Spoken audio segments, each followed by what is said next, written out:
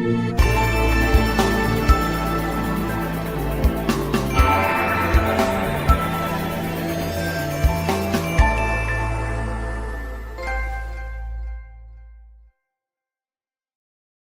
wait, no longer greatness has arrived. Welcome to episode 467 of the Trophy Room, a PlayStation podcast made by the players for the players. I'm your host, Joseph, aka Mr. Badbit, and it is here where we chat about the latest and greatest in all things PlayStation each and every week. And this week, we chat about Sony looking to monetize its user base even further. We get some Bethesda news from Light's best friend. That's true. It's true. They were actually best friends. God of War, Metroidvania getting mixed reviews, new Santa Monica game in 2077 rumors, and so much more as we do it live here on youtube.com/PS Trophy Room. And if you're in the live audience right now, consider hitting that like, that share, that subscribe. Hey, maybe even just toss in their super chat our way. They would greatly be appreciated. And on podcast services, the very next day afterwards, and you could hit us with a like and a 5-star review there as well. You can say something mean to me in the Spotify comments. I found out Spotify comments are a thing. And you guys do not hold back. Alongside me, the greatest co-host, whoever is, whoever will be, Mr. Kyle Stevenson. How are you, sir? Wait. Hold on. Yeah, you can't just say that. To us in our Spotify comments. I'm looking them up right now.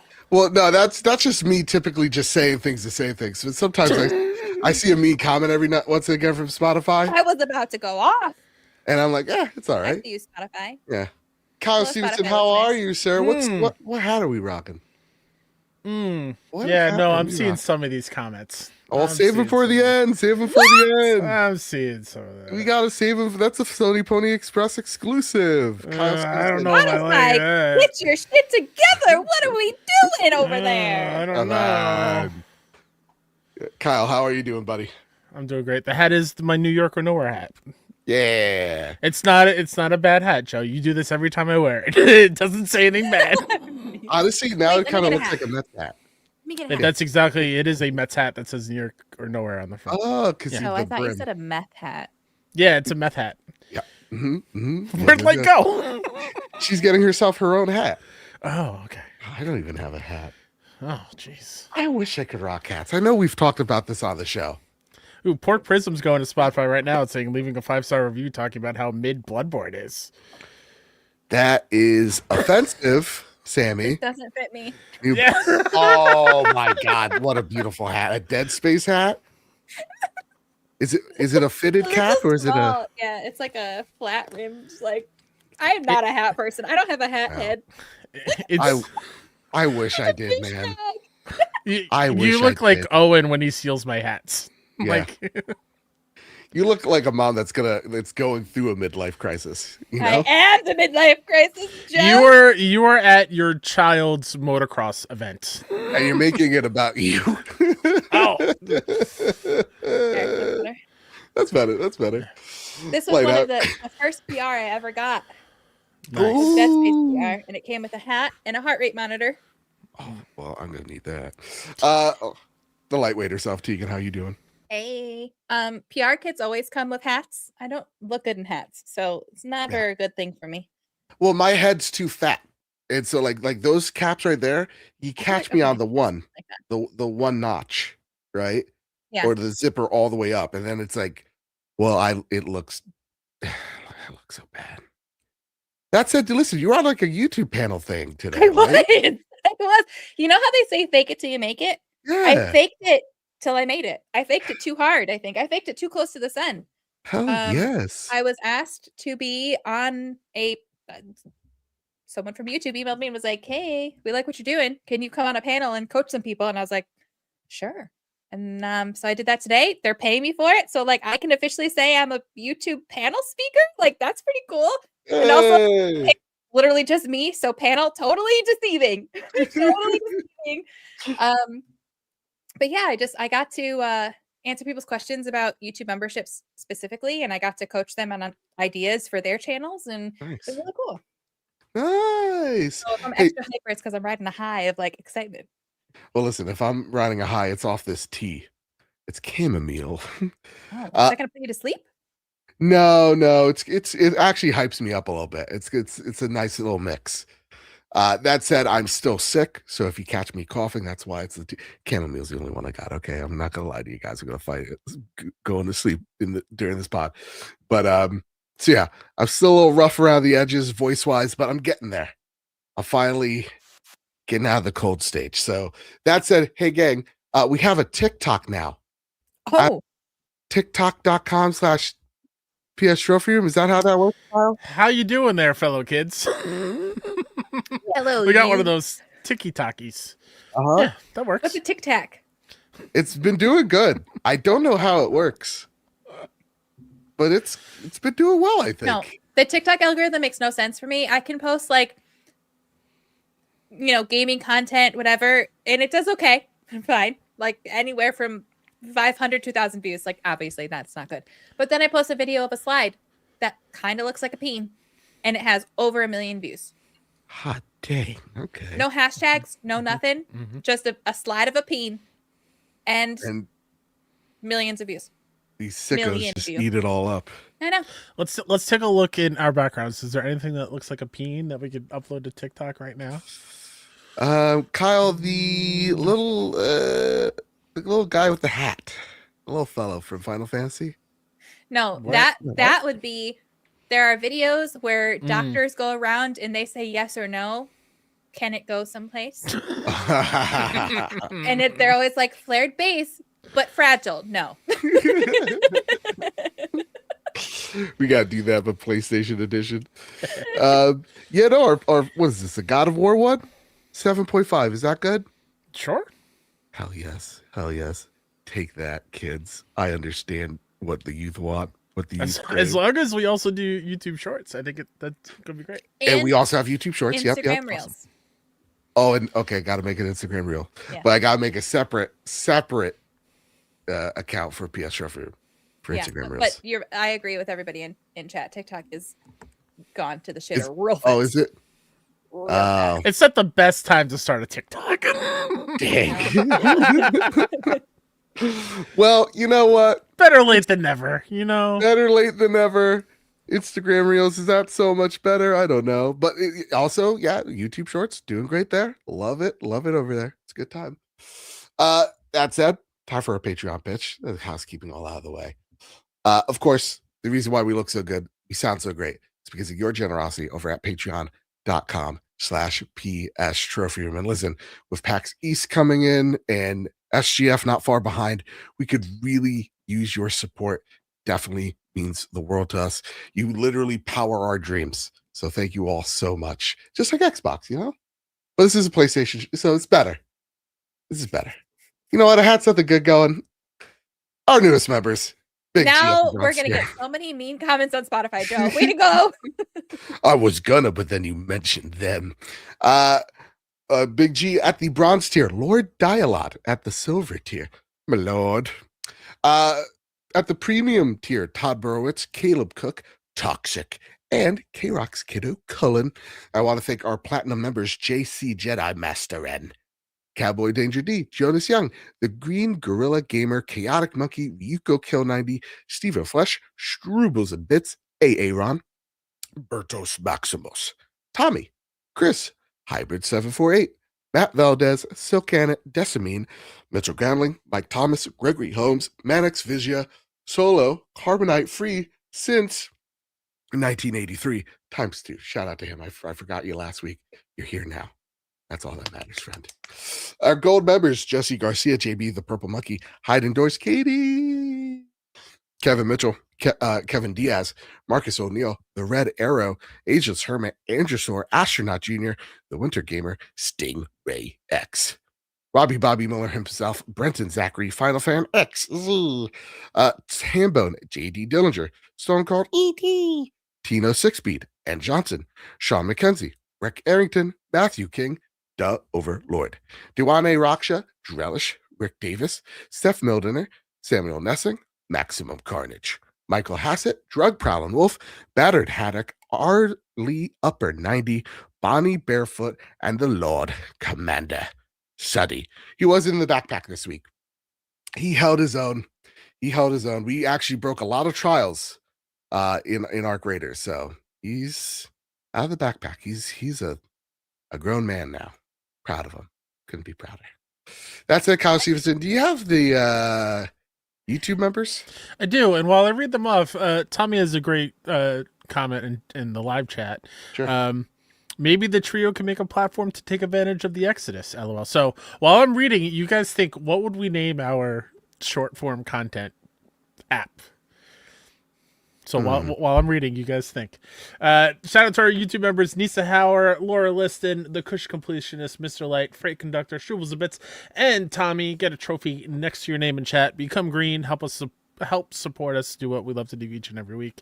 It means the world. Also, while you're watching live on YouTube or the VOD, subscribe, like Joe said at the beginning. We're 2.5K away from 10K, which is our yearly goal. So, like, let's get there. Yeah. Help us out.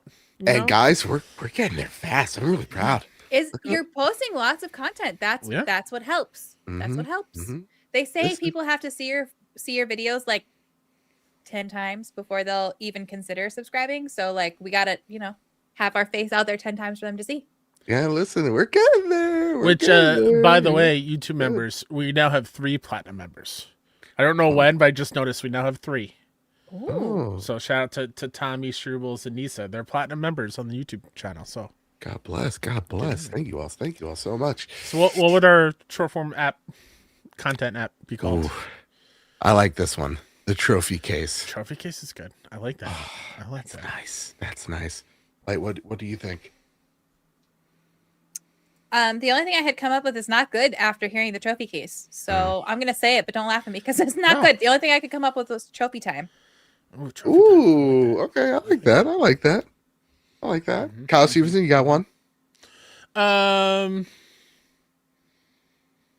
Just kidding. LOL. JK LOL. That's the app. All right, fair enough. But Joe, Kyle, Light. I don't know what the O and L is, but Oh, that's cute. We'll find something online. Oh, Joe, Kyle, Light online. Done. We're gonna trademark that. You guys can't come. All right, Kyle Stevenson, it's finally time to square up the news. First bit of news comes to us from Sammy Barker over at Push Square, and Sammy writes, PS5's retro God of War game gets the worst reviews in the series. Reviews are beginning to trickle in for God of War Sons of Sparta, the new retro-inspired side-scroller from Mega Cat Studios. The verdict? This is a good but not great Metroidvania, and given the sheer number of alternatives in the genre, that may not be enough to cut it. The release currently has a 69 rating on Metacritic, which puts it in the mixed or average category. It's the lowest rated God of War game ever released, although, as you can no doubt imagine, the bar for this franchise is extremely high. The previous low was PS3 prequel God of War Ascension's 80. Mobile game God of War Betrayal isn't listed on Metacritic, but generally received very positive reviews in 2007 as well.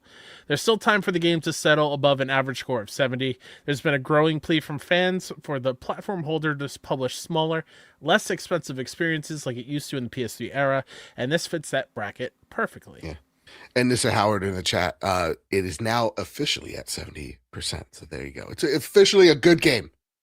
That's good. A good game. That's a good game. Yeah. Kyle Stevenson, I said this game looked mid. Perhaps I was right. Have you gotten to try this out? What do you think of the reviews thus far? Money's tight, so I did not pick it up. Same. And we'll get to it when we get to the what we've been playing segment. I've been busy. No, I have not played it yet. I'm trying to stay away from it because I love God of War so much. So yeah. I don't want to see too much on it. I did watch the little I believe PlayStation did like a 6-minute video on Mega Cat Studios to like introduce them and how the process happened. So I watched that to learn a little bit of it, which is nice. But I have not played it yet. But I'm excited to. I love Metroidvanias. Love God of War. Should be a perfect match for me. So I know when we talked a little bit on the stream, you're like a little nervous of Mega Cat because the last game they tried their hand at you weren't a fan of. I didn't love WrestleQuest, no. So that said, is this a perhaps we wait till it's on PlayStation Plus kind of game? Yeah. Yeah. Because it's not fair to them, right? It's not fair to the game, but the amount of releases that we are getting. It's such a very busy time. Yeah. So like it was a rough time to kind of like shadow drop it. So it's not their fault at all, but if it comes on PS Plus in the future, yay. If it gets discounted in the next sale, cool. But yeah, that's no fault against what they're doing. Again, 70 is a good score. Yeah. It's a good game. I think we got to get back to the idea of like, you know, 7 is still a good game. Yeah. Let's got to relax. It passes. But that said, I mean, listen, economy, it's pretty rough out there. You know, like $30 for Metroidvania. That's offering. What I said on the stream, I was like, Hollow Knight. That is $20. That is arguably the best Metroidvania. Yeah. It's also why I haven't played Reanimal yet, because that game is $40. Right. Exactly. And I really want to play that game. Dude, so bad, and I'm about to make a bad financial decision. It looks so good. Like, what say you? When you take a look at these scores, are you looking to jump into it, or are you gonna hold off? Because I don't think Metroidvanias are your jam. I think. I haven't really give Metroidvanias a chance too much. They always intrigue me. Like I played, is Ori a Metroidvania? Yes. Yeah. So I technically played a bit of Ori. It was a game that I played with Mr. Light. So I played parts, he played parts. That's how I did Hollow Knight, where I collected the grubs, but I didn't do any of the bosses. So I do have fun with them. I just typically don't play them on my own. That being said, this is a Metroidvania that could get me fully into the genre, because as we know, I love God of War. Yeah. But I haven't picked it up yet just because I've been too busy. Mr. Light, however, did. He bought it instantly. However, he got about 30 minutes to an hour in and ran into a game-breaking bug and was going to have to totally restart the game, and he just did not have the mental capacity to do that. Because our time is limited. So he is going to wait to pick it up again until like maybe a couple patches come out or something like that down the road. And I've also heard, I saw that Nisa said this in chat as well, but I have read multiple people say that it takes a while to pick up and to actually like get going, which is fine. Like that, there's a lot of games that I love that are like that, but I right now don't really have time for that with the amount of games that are out. Yeah. My time to just play things on my own is very limited. And I don't necessarily have time to sludge through something to get to the point where I love it. It really has to catch me right out the gate. So I'm tentative to buy it right now. I might try Mr. Lights for a while just to see if I like it enough to buy it. But I'll probably get it down the road, just probably not for a while. Yeah, I'm still I'm still at the hot take camp of this game does not look appealing to me in the slightest. See, I think it looks cool. I like the art. I love the idea. I've heard that the lore by the end is like really, really good. Yeah. I'm 100% intrigued by it. It's just that it's not my typical type of game, and I have too much else going on right now. It's just a 100%. bad time for me. So yeah. So for video viewers, I wasn't making that face at what anyone was saying. I didn't realize this. What still kind of put in chat that the co-op mode is behind completing the game. I did see that. Mm-hmm. That's weird. I don't love that. And I just think $30 is too steep. I'm sorry. Like, we're talking. It's a long game, though. Is it? Well, I think it's like, what, 20 hours of platinum? It's decent. I just think of like that genre is so competitive. And again, I'll give the Hollow Knight example, sure. But like even a game like Dead Cells, which is like a similar proposition value-wise, or like, Belmont's Curse that's coming out later this year. It's like, I'd rather take my Metroidvania energy, place it in Belmont's Curse than God of War. Was it Sons of Sparta? So like, that's where I'm currently at. I've seen the online discourse. I do want to just get your quick take on this of like, well, Sony published this game. It's a 70. I think that means Sony, this is a bad job by Sony or something. I don't know. What should Kyle Stevenson, you're shaking your head. Sony has published or something like that. Sony has published games before, not from a first party studio, that has not done great. Sure. And they've been fine. Destruction All Stars, like there's been some bad entries for them. Yeah. And it's fine. Not every game is going to be a massive hit or work for everybody. Yeah. Right. So like, unfortunately, this just has to do with one of the biggest IPs that they have. Mm-hmm. But they'll be fine. And Yeah. I think Mega Cat will be fine too. They're gaining so much ground, and like they're doing the backyard sports games and stuff now. That's all them. So like they're I mean, not they're even that. good. Yeah, I don't think that. Listen, I don't think this game's gonna sell 1 million, and nor did it have to. No, yeah. You know, it's Exactly. a Metroidvania at the end of the day. You know, like when we talk about Metroidvania, it's like a good Metroid game sells like 3 million units.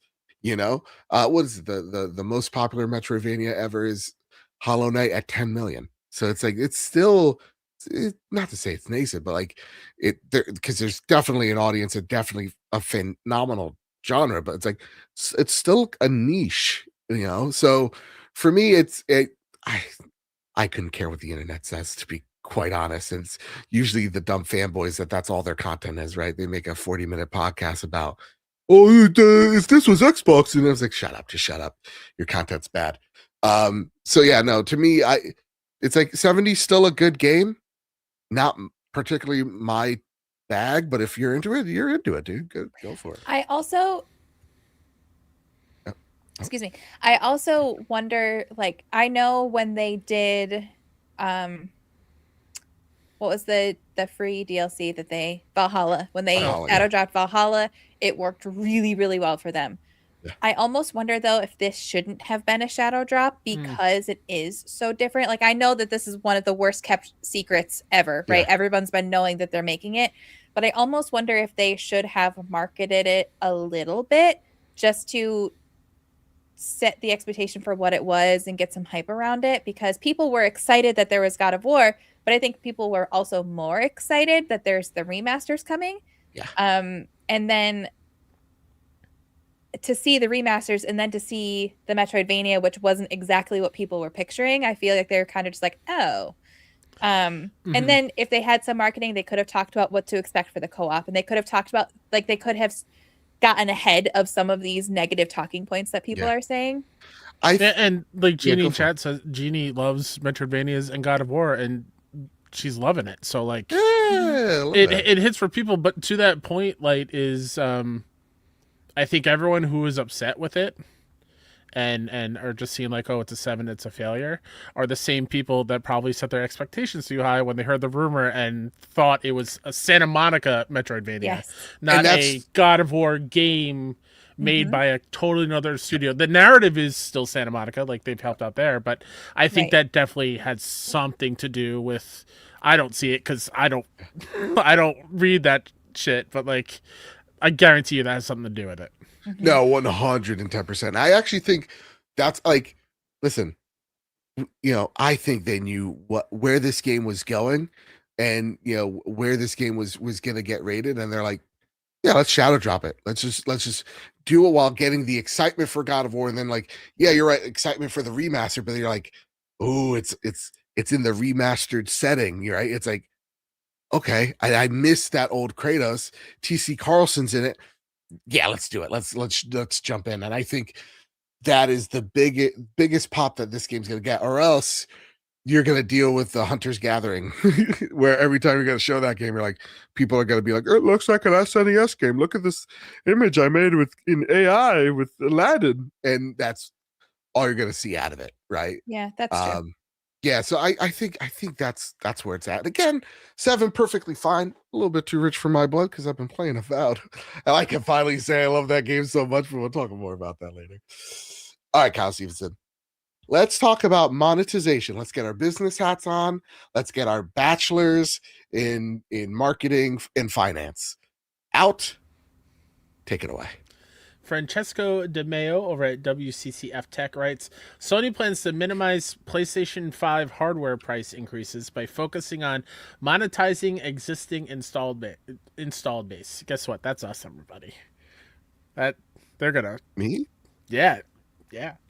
Although soaring RAM prices haven't yet had a widespread impact on the prices of current generation consoles, it's highly probable that console manufacturers will eventually be forced to raise hardware prices. However, Sony has plans in place to minimize the effects of these high component costs, though it's definitely not good news for all current PlayStation 5 owners. As reported by Automaton during Sony's latest earnings call, CFO Lin Tao addressed the current situation, stating that the company has secured the memory needed for the end of the year sales season in the next fiscal year.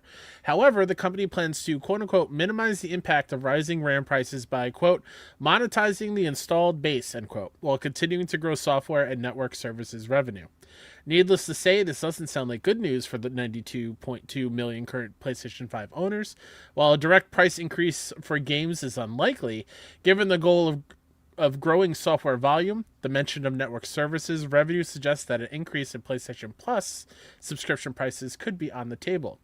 This would impact the vast majority of the user base, as a subscription is required to access online multiplayer for most titles. While any price increase is unfortunate, dealing with soaring component costs driven largely by the AI-fueled chip crisis is the biggest challenge every hardware manufacturer will face for the next few years. The situation is reportedly impacting future systems as well, as the PlayStation 6 could launch as late as 2028 or 2029 in the hopes that prices return to a more reasonable state. Oh, man. Well, can't say this is good. It's like, listen, we can't raise the price again because that's a bad PR move. But what we could do is raise the price of those subscriptions, maybe drop a couple of microtransactions into some of our single player games. Kyle Stevenson, you look worried. Like you look deterred. Is that a word? Yeah. Disturbed? No, I don't think so, but Yeah. I like it. So let's make Damn it one. it. Perturb, baby. I know. It's just, so they're going to increase subscription prices. So like the PS Plus or whatever. I almost feel like Xbox raising Game Pass prices made them think, maybe we could go higher too, and people won't be as mad because Xbox already did it. Mm-hmm. Listen, I think you're onto something there. And I think it's also like a sign of the times of just like, hey, this is the install base. Like PlayStation 5 at 92.2 million. This console is going to see roughly, I mean, I think now at this point, with the console being delayed, the PS6, this will outsell the PS4. But I mean, they're looking at their console numbers going, it's not going any much higher. So we got to increase that revenue somewhere. And then they just kind of look at us and we look at them and they look at us and he looks at me and I look at him and he looks at me. Exactly. So I don't know, Kyle. Do we think it goes even beyond like, PlayStation Plus subscription? Do we see, oh man, I hate to say it, but the Ubisoftification of PlayStation where they're like, here's this deluxe, but also here's these little microtransactions in your single player games. You want that platinum? You got to pay for it. Yeah, right. Skip the line. We're gonna paywall one trophy per game. 99 cents to unlock the actual platinum trophy. We gotta stop. No one will listen. I definitely think PS Plus is where we're gonna feel it the most. Hey, remember when PS3 internet was free? That was a fun time. It was fun. It was pretty cool. Yeah, PS Plus is where we'll feel it the most. I could even see, even though they're already crazy expensive, the DualSense price goes up. Like anything that they could do to bring in more revenue.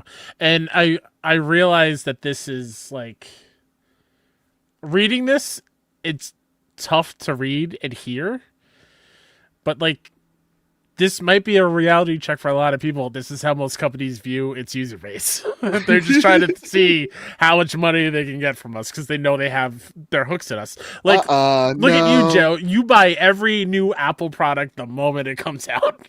They got you. See, exactly. So I watched a Melania movie for Tim. Don't stop. Joe, you did not. Stop. Stay sick right now. Say psych Psych. right Psych. now. I want to see that Thank my brain God. cells. God, Joe, don't scare me like that. Be best, guys. Be best. No, yeah. So like it's tough to hear, and it's gonna Yeah. suck when it happens because it's not an if, it's a when. Yeah. I just don't think they can go crazy much higher. I would Right. hope. It's funny because we bring. I was in a private chat with the Xbox chat, whatever the Danny DeWally's little podcast over there. He was talking. The nerd chat. Yeah, there you go. Okay. So I Xbox got you. coded though. Let's be honest. And he was complaining about people complaining that apparently there's like if you use Bing, they'll literally give you money or something along that line, and like you can use that credit to up, like to purchase like Game Pass or little gift cards or whatever have you for Microsoft stuff, and they're upping the price or they're curbing it in some which way, and people are upset. And he's like, yeah, I get why people are upset, but you don't see that on PlayStation. And I look at that comment, and I'm like, okay, but we have to stop doing, I think, as like when we take a look at our ecosystems going, yeah, but like Nintendo Online sucks, right? So like in comparison to, because I think any increase, anything that hurts us in our buying power is bad, right? Like there's just no way around it. And so like I hope this is the fun type of we're going to make money off of our consumers where they offer us things like, maybe they do more like interesting merch stuff, not so much bringing back the PlayStation Store, but you see like, hey, you beat Ghost of Yote here, or you platinumed it, here's this shirt, don't you want to buy this cool shirt? Or Marathon's coming out, so they have a special edition Marathon controller with a special edition Marathon headset, and that's marked up $5 or $10. Like I hope that's where the tax is, where it's a bit more hidden and we get something out of it rather than it's just PlayStation Plus is going up by $5, and it's going to be real awkward when your competitor next generation is going to drop that. So it's yeah, this is a hard pill to swallow, but I think, Kyle, what you said is perfect, where it's like these are how these companies actually view you. So when we're fighting online about like why PlayStation best box, we should be not to say fighting over, but we should be championing the developers that make them rather than the C-suite execs that are on Twitter, if that makes any sense. That said, Kyle Stevenson, the next story here. Take it away. Good. Sorry, I was adding something to the flash news. I gotta scroll up. Give me a second. That's right. Luke said, Joe, that is some cope. That's not what your mother said last night. Oh boy. And this is why we have bad Spotify comments. Well, you know what Sammy Bark over at Push Square said though? God of War dev's next big PS5 exclusive is plotted for a 2027 release. As we reported on recently, Santa Monica Studio has funny another... because Luke's mom said the same thing. When she whispered in my ear, listen, she licked my I tried so earlobe. hard. You know what's actually funny though? I was like, 2 years away. I forgot it's 2026. I thought it was 2025. And I was like, what do you mean 2 years away? And I was like, wait, nope. Yep. That's next year. Yep.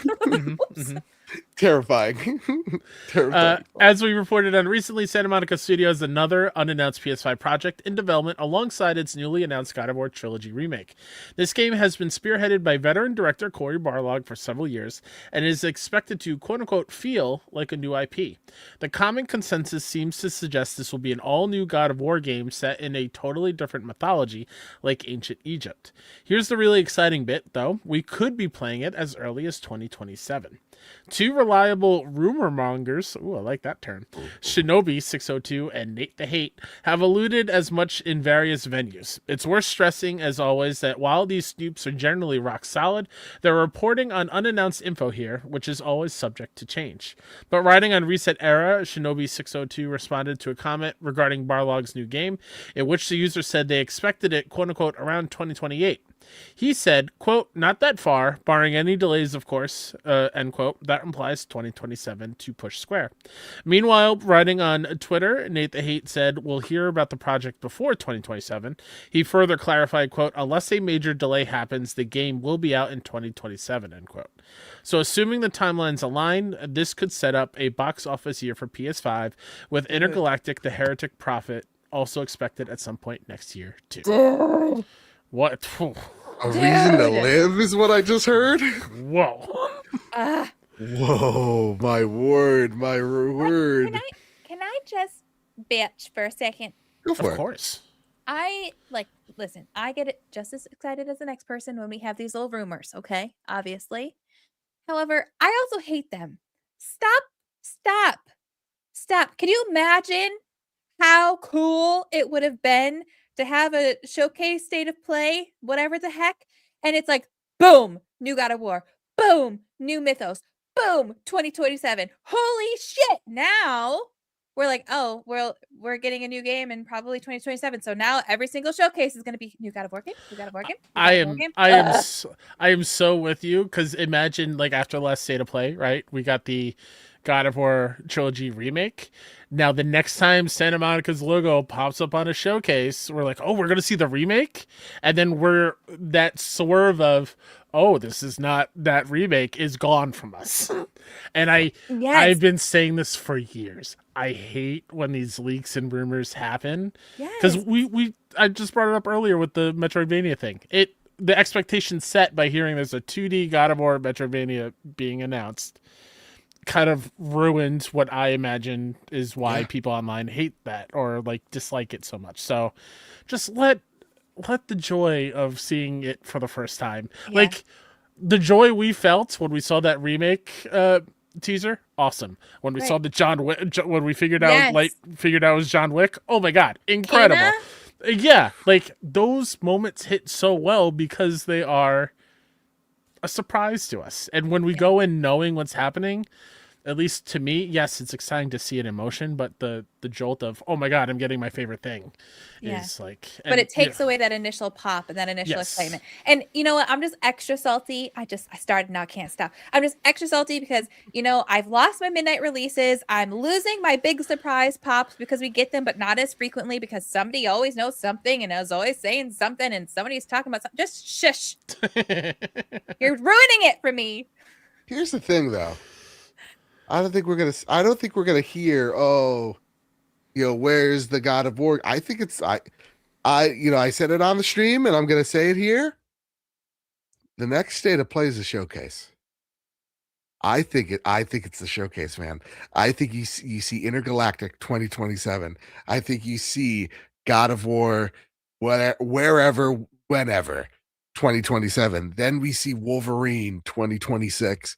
And I think PlayStation's gonna blow the doors off of people this year. Yes, but we already know about it now. That's my point. So here's the thing, though. Your bestie on Kind of Funny today, Todd Howard. He goes because they asked about Greg asked him about, hey, how do you feel when like your game gets leaked? And he's like, it's annoying for a second, but it's all right. Like along those lines, like it's reality now, so they have to get over it. I don't have to get over it. I'm a salty blonde woman. I can hold a grudge. Can I be and speak to a manager? Can I be so brave and say something about this rumor? This is a safe space, Kyle. I don't know if I love the idea of it being another God of War game. Why? It's Santa Monica. I understand that. But like we say about Insomniac, and we're worried about them always just being a Marvel studio now. I do not want Santa Monica to only do God of War. Oh, fair enough. I was really intrigued by the idea of Corey's space game. And I realized it doesn't line up with Naughty Dog's Intergalactic now. Right. So, like, I would be bummed that it's another entry, even though it's so different. Mm-hmm. And it already established. I'm hearing loud Spanish in the room next to me, so I'm going to threaten to call ICE. We'll be right back. Hi, Mama Bebe. Jesus Christ. He goes so far sometimes with his little comments. Can you hear my child out there? No. So I don't know how you feel about that, Light, but like, it's exciting if we get the Egyptian pantheon of gods. That's cool, but I don't know. I'd rather something kind of new. Yeah. I wonder too if they could be working on both, and that's why they didn't do the Metroidvania one. Mm-hmm. And then maybe they're working on the space one, but we don't get that because they knew Intergalactic was in the works and in the pipeline. So they're like, we don't want to release that too close together. So let's work on the next God of War, and then our next game after that is. Yeah, it could be. But yeah, I get that. I mean, I personally am excited for one that could be in Egypt or one that focuses on Atreus or something like that. But yeah, I think it could be if they wanted to do a space one. That's something that they pushed back because of Intergalactic. Well, this is me not knowing the Egyptian pantheon as well as like Greek or Roman. Mm-hmm. Who is the Egyptian equivalent of like Zeus? Is it Ra? I think. Well, yes, I think so. But I don't necessarily know if they have like a big one and then smaller ones. But I feel like Ra is the most like the emperors and the leaders said that they were descended of Ra. So I feel like that kind of, and there's a couple of big ones, I think. Yeah. Because I think the set pieces will look cool. I think the location will look cool. Mm-hmm. I kind of hope if they do that, it's not Atreus, if that makes sense. Yeah, if they're there. Well, if they're there, I feel like it's got to be Kratos. I think Atreus has to continue with like the Giants storyline where he is. The Egyptian equivalent is called Ammon. Amun-Ra. Yep. Mm-hmm. Mm-hmm. There you go. Yeah, that's bringing. I should have known that because there's a Detroit Lions football player. His name is Amun-Ra. That makes sense. I think you can call him Ra or Amun or Amun-Ra or whatever. All I had to say was, "Hey," showed him a picture of Christy now, and I go, "Remember, Abby's only 2 years old. You want to see her go to 3." Jesus. It's a dog. It's a good joke. All right, learn to laugh, everyone. We're having a good time. It's a good time here. Joe, I'm a white person. I can't laugh at that. I give you permission. I laugh because I'm uncomfortable. Yeah. How do you feel about that, Joe? Like, are you bummed that it would be another God of War game? Ice raiding your house. Yeah. How do you feel about the all awful, right. evil Let's take this bit. thing. The bit's done. It's good. That's why you're I'm a law-abiding citizen. Fuck ice. Let's get it out of the way. Get it out of the way. God. These are just heroes doing their job. I think. No. In all seriousness. That's where we got the 1-star reviews. Someone got triggered. Bye. I'm writing it right now. Exactly. No. I think. I mean, it's Santa Monica, man. That they make God of War games. No, I know. You know, and so for me, it's like, they're making more of the thing that they make. I get it. Maybe we want to. What's that? What did they make before God of War? It's God of War. They've only been God of War? It's been primarily God of War. They've like published smaller things. Like I think they published like sound shapes back in the day. And Flower. Okay. But they weren't like a gorilla that was like something big that switched. Okay. Because I've only ever known them for God of War. Yeah. So. And also, didn't they help with Journey, perhaps? I don't know. But yeah, no. So like for me, it's like, okay, God of War Factory making more God of War stuff. Would I love to see. I think the trick question is, I would just love to see whatever Corey wants to work on. No, right? Totally. I just want to be consistent where we say stuff like Guerrilla's making too many Horizon things. Yeah. And Insomniac is doing too many Marvel things. Right. I didn't realize why I waved the camera. Now Santa Monica is doing more God of War things. Like I don't want the narrative of PlayStation Studios to be like, oh, they just make new entries all the time and nothing new. Mm-hmm. The only reason I get nervous is, are you overstaying your welcome? Do you have more story to tell? Sure. And absolutely. if you are at the end, like, for example, I really enjoyed this Horizon Forbidden West. Yeah. I'm very nervous about the third game, though, because the first game, the story was amazing. The second game, it was great. And then at the end, I was like, I don't know if I love where this is going. The ending almost made it feel like they were like, we need more content. How do we keep this story going? And that's when I get nervous. I could be proven really wrong. I could be. Yeah. But that's like, I feel like with God of War, there is still more story to be told, which is why I think I feel a little bit differently about it. Totally. Mostly because selfishly, I want an ancient Egypt setting, but I also want Atreus' story to continue, like to kind of just fully wrap up, because I feel like we started to see him, but let's give him even just a smaller little offshoot, like a Miles Morales size game. But I don't want them to keep going if they don't actually have a story they still want to tell.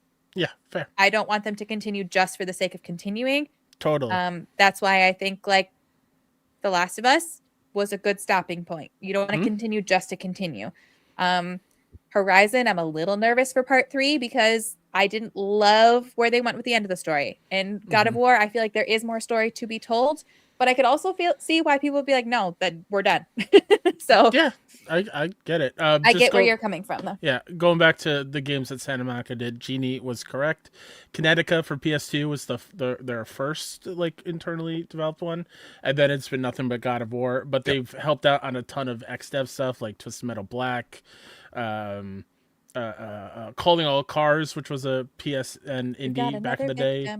Warhawk.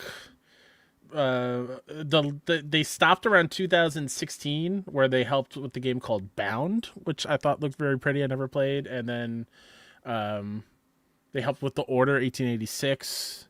They helped with Everybody's Gone to the Rapture, which was the walking sim from the Chinese room. So, okay. But they haven't really helped out on anything in now but a they're decade. mostly God of War. Yeah. Okay.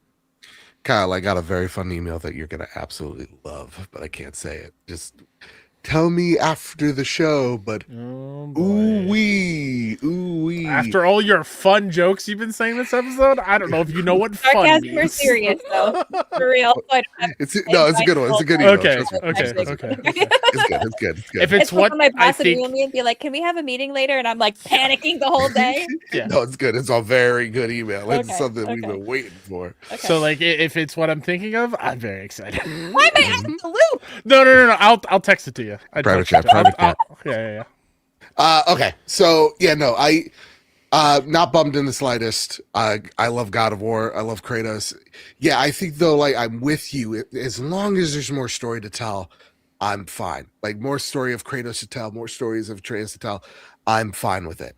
I'm just wondering, like, what's the weapon, right? The Leviathan axe was the, so like you get this curved blade. Like, what's It's got to be a sight. Right, like that's the thing that actually really excites me. So, yeah, it's get my other shoulder done. Oh my god, dude, that would be awesome. Oh, that'd be sick. And then my Witcher sword is gonna go down my spine. Oh, don't fuck with me. I'm a big weapon, baby. Let's go. A walking weapon of destruction. All right, gang. That said, what? No, I texted her what my guess is of the email. Yes. Light's best friend talked on Kind of Funny today. Yeah. What did you do, Joe? What did you do to the doc? I don't know. Let me try to undo it. Okay. Oh, thank God. Whoa! I just hit OK on the thing. I swear to God, I know not what I do. Oh, I was blinded for a second. Okay. T, you get to pick where you want to go here. What do you want to talk about first? You are the Bethesda girly, so we heard about Elder Scrolls 6. We heard about Starfield, and we heard about some Fallout stuffs. Which one would you like to go first? Let's start with Starfield. Okay. Go to Fallout and end with Elder Scrolls. I like the content creator in mind. I like it. Kyle, do you want me to read this quote, or do you want to go for it? No, I got it. Is the name there? Is that where you grabbed it from? Okay. Yeah. So Credit to Idle Sloth and Kami. I pulled these quotes from their Twitter, but also go to the Kind of Funny. That interview, very great. All that stuff. Yeah. So, yeah. So Idle Sloth said this about Starfield from I almost called him Tom. Todd's talk on Kind of Funny. Todd Howard shuts down Starfield's 2.0 reboot and expect Starfield news soonish. Quote, obviously, we've been working on a lot of Starfield content. I can tell everybody we are going to be talking about the new content really soon. We're moving into a phase where we're ready to talk about Starfield and really show that in the right way and what's coming to the game. We've been doing a lot of work that we like a lot. You know, I've seen some of that so far expectation setting. I think it's the kind of thing where if you love Starfield, we think you're going to love this. It's updates and things that change the game, not in an isolated way, but sort of meta, using outer space and things in ways that we haven't. But look, if Starfield is something that didn't connect with you right away, or you bounced off of it, or found it boring in places, I don't think this is going to change that fundamentally. And then Greg Miller asked for a time frame on when to expect news of the Starfield update, and Todd said, quote unquote, soonish. They love that answer. Let me tell you who didn't enjoy that Chrissy Gnome joke. My dog. She's been crying for the last 5 minutes. So if you hear the dog in the back, my bad. T, I throw this over to you. Yeah. This is not Starfield 2.0. No. Where's your hype level then for it? I'm hyped. I loved Yeah. Starfield. I loved it. I know. So here's the thing. I get the criticism. I get it. Okay. Absolutely. Big Yeah. Skyrim girly. Love Fallout. Loved Oblivion remake. I think I am the same as other people in that when I went into Starfield, I was expecting Skyrim in space. I thought I'm going to just explore the world and I'm not going to touch that main story until the very end. I'm just going to explore get all the major cities, do all the side content, this, that, whatever. Starfield is not that. They have the I forget what they're called, but like the generated planets, so they're not exactly the same for everybody.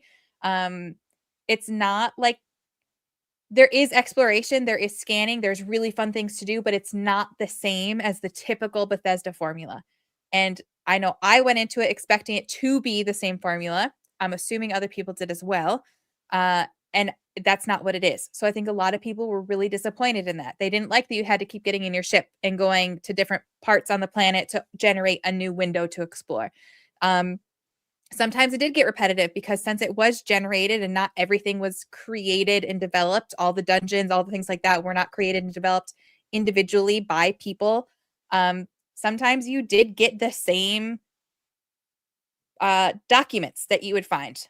The world building through the environmental storytelling was phenomenal in Starfield. There were some really, really, really cool stories to unravel on these planets. But then you explore 30 of them, and now all of a sudden you're seeing the same stories again. Those are all valid complaints. But I loved it. Once I knew what to expect, I loved it. I'm really excited to jump back into it on PlayStation. I'm okay that it's not 2.0 because they were never going to change the fundamental structure of the game. They could add in little things to make it better, like a vehicle, like a land vehicle, whatever. But they're not going to fundamentally change how the game is built. So I was expecting it to be the same with some polish on it. So I'm okay with this. But again, I agree with what he said. If you didn't love it before, that's not going to change. Don't expect it to. I will say, though, going into it with proper expectations will probably help your enjoyment of it. 100%. And there's tons of Easter eggs in that game to other games. And just like, man, there's one I really want to say, but it's so good and it's so Bethesda in their bag. Like I loved what I played of Starfield. I can't wait to beat it on PlayStation 5. Mm-hmm. And when I hear 2.0, it's like, yeah, I don't want them to change the game fundamentally, but there are some things that I'd like to see them do. What's the change like that you'd like to see them make in a, not to say 2.0, but in a updated Starfield? Okay, now it's on PS5. My big thing was I wanted a land vehicle. I hated having to run everywhere. It was just slower than I wanted it to be. So my big thing was a land vehicle, which I'm pretty sure they've already added into the Xbox version. So I intentionally haven't gone back into it on Xbox because I'm waiting for it to come to PlayStation because 100%. I know that it's going to. I know I'm going to want the platinum on it because I was already achievement hunting for it on Xbox. So I know I'm going to want the platinum for it. I know that's something I'm going to, so I didn't want to replay it again because you know me, I typically don't replay games a ton. So I was like, listen, I played through the main story twice. I don't need to play through it again. 100%. Like I did the same exact thing where it's like, part of me is like, I think this game's gonna come to PlayStation. And so I like as I'm playing it, I know something else pops up on my radar. I'm like, and caught my attention. I was like, okay, I'll come back to this and I'll come back to it when it's patched and I'll come back to it when it's on PlayStation, all that stuff. So I was kind of on the same boat. I think the things that I would like to see is less load times. Well, yeah. Yeah, that too. Good point. 100%. Like, I think the space combat, there was something there, but I want something more seamless when I'm going through planet to planet, or ship to ship. And I think there's so many fun little like moments that you get to have, whether it's just grandma who wants to bake you a pie or a bunch of raiders that want your loot. And like there's so much fun to be had there. I actually kind of want them to pull back on the generated stuff or more generated stuff so that we don't run into the same problem we had where it's like after 30 you see the same you can see the same camp, the same thing over and over again. I would like to see them tackle that because I think honest to goodness that shooting is the best shooting that they've ever made. It's so good. The way the shotgun feels in that game is special. And you knew they got it over there and they're like, hey, you guys make Doom. Like, come on, I'll move my chair. You type the code, you know? I loved the movement of the combat too. Like I had the double, triple jump, whatever that you have the backpack boost on. And like I'd be jumping around and shooting people and I'd be tackling things from like stealth or from above or like it really reminded me of shoot, what was I literally I'm playing Cyberpunk right now. And with Cyberpunk, I'm going like I'm trying to be like more of the stealthy. So I'm intentionally looking for different ways like, oh, there's a window up there. Let me double jump up there and go in through that window. So that but you could do that in Starfield too, which I really, really loved. I thought that was really cool. But yeah, I totally agree with the loading screens. I think there is great environmental storytelling. So if they could add more of that, that'd be great. But he just said it's not 2.0. So I'm not expecting that. I'm not expecting them to flesh more of that out from what they've already done for the Xbox version, if that makes sense. Yeah, I'm thinking this has to be a small team working on this. Yeah. But I hope this means that like they're not done with it. Yeah. I don't want Starfield to be a one and done, man. Like I don't know, I'll save it for the Elder Scrolls talk because there's just a lot of people downplaying Bethesda. And I don't know where this came from. They are cool to hate on right now. Yeah. That's the unfortunate reality. They have been for a couple of years. Same thing with Ubisoft. People want to hate on them. Now, granted, I'm not saying there aren't things to hate. Right. I'm not saying that. Don't come at me. There are things to hate. But also, as soon as Ubisoft or Bethesda's on there, hate it. People 100%. Just want to criticize. So, Kyle, let's talk about some Fallout stuff. Real quick stuff. Would you like to read some of that? Again, from Idle Sloth, some Fallout Season 3 details. Season 3 is planned to start filming this summer. New Vegas will be in Season 3. New locations never seen in the Fallout universe. There is an end in mind for these 3 characters. Todd doesn't know how many seasons there will be, and he doesn't like shows that overstay their welcome. Hell yes. Perfect. Yeah, man, this is exactly what I want to hear. I saw someone in the chat, Evan, right in, fell off of the show this season. Worth going back? 110%. I love it so much. Love it so much. And this is what I'll throw in here because I saw this was missing and I thought this was very interesting. And I'm very much paraphrasing here. Todd teases more remakes and remasters, but reiterate that he's softened on the idea, especially after the success of Oblivion, which he very much says it's been a huge success for them. But while hinting more games will be getting this treatment, doesn't mention Fallout by name and goes as far as to saying remakes are out of the question. He likes the imperfections of previous titles, but approves the remastered approach. So expect more of the take of, hey, this is Fallout. We've fixed some of the jank, but core elements of the game will still be the game because it lives in time as this thing. and he wants to respect that era of development, that development team that made that game. And I really respect that. And you can he's saying it without saying it. Whenever they don't say no, it's a yes. So how do you feel, Kyle Stevenson? Fallout remakes or remasters on the way. Cool. Yeah, you're not a Fallout fun. guy, right? I tried a long time ago now, Fallout 3 on PS3. I rented it from a Blockbuster. That's how long ago I tried it. Didn't really work for me. And then I put, I want to say 10, 11 hours into 4. Nice. And I just fell off of it. I think the thing that broke me from Fallout 4 was the base building stuff. Yes. I don't know if it was, I can't give a specific example why. I just remember it bummed me out. So like I just stopped playing for whatever reason it was. Mm-hmm. But I'm always like, I am so much pro remaster remake because I want to experience these games, and if it makes it easier for me to experience them, please. Like Yes. that's fine. And I'm kind of with Todd here. I enjoy leaving some of the imperfections in whatever the next thing is, right? Like you were hoping for the Oblivion one, like lines of dialogue from the voice actors were kept because of the way they delivered it, right? And did they leave it in?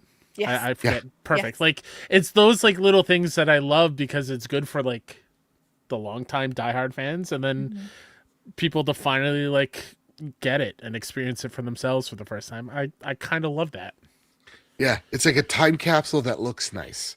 So you could get over the fact that, like, you know, the face looks like, you know, a square, and you could get to, all right, and this game still feels the way I remember it, or like you could kind of understand where they were at in 2000, like, you know, 8 or whatever have you. So it's like, yeah, that's nice. T, what do you think? You think Fallout's next in terms of the remaster treatment?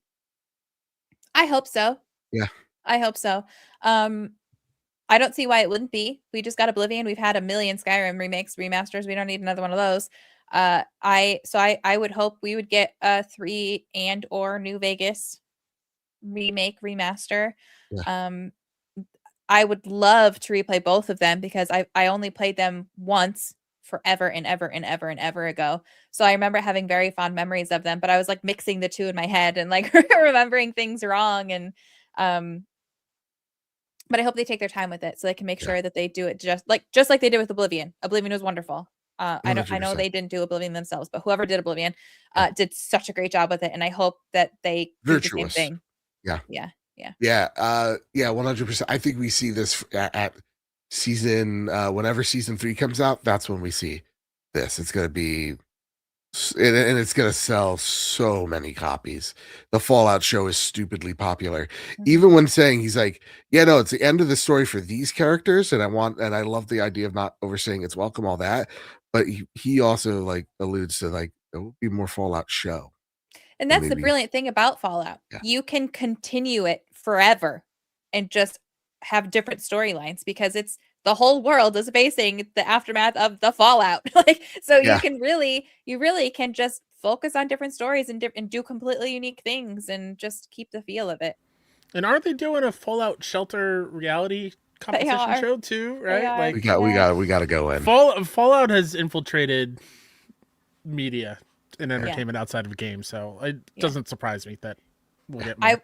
I would love to apply to Fallout Shelter, but I am a soda addict and I can't go to the bathroom in public, so I can't do a reality show. Let's be real. If you're not going to stock me with 50 Dr. Peppers a day and my own personal toilet, I'm out. God forbid Mr. Beast running it. That said, here's the moment we've all been waiting for. This comes from Kami on Twitter for the first part. Todd Howard on the Elder Scrolls 6. Quote, in many ways, Fallout 76 and Starfield are a little bit of a creative detour. We are coming back to that classic style that we've missed, that we know really, really well. And then this quote comes from Idle Sloth on Twitter. Quote, we've spent several years bringing Creation Engine 2, which powers Starfield, to Creation Engine 3, that's going to power Elder Scrolls 6 and beyond. And then we're back to Kami about Todd Howard acknowledges that Elder Scrolls 6 was announced far too early. Quote, I mean, everybody knows why we announced it that way. It's not my preference. It's going to be a while yet. I feel bad because everyone wants information. End quote. Yeah. What do you mean it's gonna be a while yet? You got I can't say what I've been told, but you guys know what I've been told. Like, what do you mean it's gonna be a while yet? It's gonna be a while, T. That's It's gonna be a while. information. I think we see this soon. I think this is the 2020. I don't think it's a while yet. It's been 8 years since it was announced, by the way. Yeah. It's been a minute. Sorry, Tegan. Sorry. I'm not dying inside. So let's see. Where do we go first? I totally forgot that was announced like right after Starfield was announced. Right. It's the same show. I don't even think I had my YouTube channel. Oh, 8 years ago. No, I did not have my YouTube channel yet. Yeah. That was before the Lightweight was born. I mean, it's been a minute. Though I ask you, Miss, can they do it again? Because I've seen a lot of naysaying on socials of like, man, with KCD2, with Expedition 33, with name your like Baldur's Gate 3, like there's been so many great RPGs. Has Bethesda waited too long on this game? Do you think that Starfield is a sign of the times for Bethesda of like, yeah, they'll make great RPGs, but they're not making the RPGs anymore? That is going out to some indie studio. Do you think they still got the sauce, T? Personally, I think they've got the sauce. I mean, listen, there's a reason they keep reselling Skyrim. That game is how old now? Yeah. 20 years old? It's old. It's old shit. Makes me feel old. That game's old. That game's going to college. 15 years. I 2011. was not far off. I was not far off. 11, 11, 11. Shit. Yeah, right. Remember that, yeah. There are people like me, and they are probably not the people who are talking on gaming Twitter Discord. They're probably the people who are the casual gamers. But there are a lot of people out there who still love that formula. They re-released Skyrim, and it still sells. And they've re-released it like 10 times, and it still sells. That formula works. And sure, technically, is the formula probably dated? Yeah, there is going to be a group of people who's over it and who don't want it anymore. Like, and this is not a negative critique at all, but for example, like Greg Miller, he used to always love those games that were like the open world checklist, complete the checklist, do the things, whatever. And he's not that kind of gamer anymore. He said that himself. There are a lot of people like that out there. I am not one of them. I still love that formula. That's why I love Far Cry. That's why I love Fallout. That's why I love Skyrim. That's why I love Oblivion. I love that. I still want that. And I do feel like a lot of games are getting away from that, because you do have games like Kingdom Come Deliverance that are these big RPGs, but they're like way more expansive than that, way more in depth, which is awesome. But that's not what I want. I want a game I can turn off my brain and enjoy the environment and enjoy the scenery and just vibe and do my little, I'm going to go into this cave. I'm going to go to this house. I'm going to pickpocket this thing. I'm going to lockpick this thing. I'm going to cast a spell.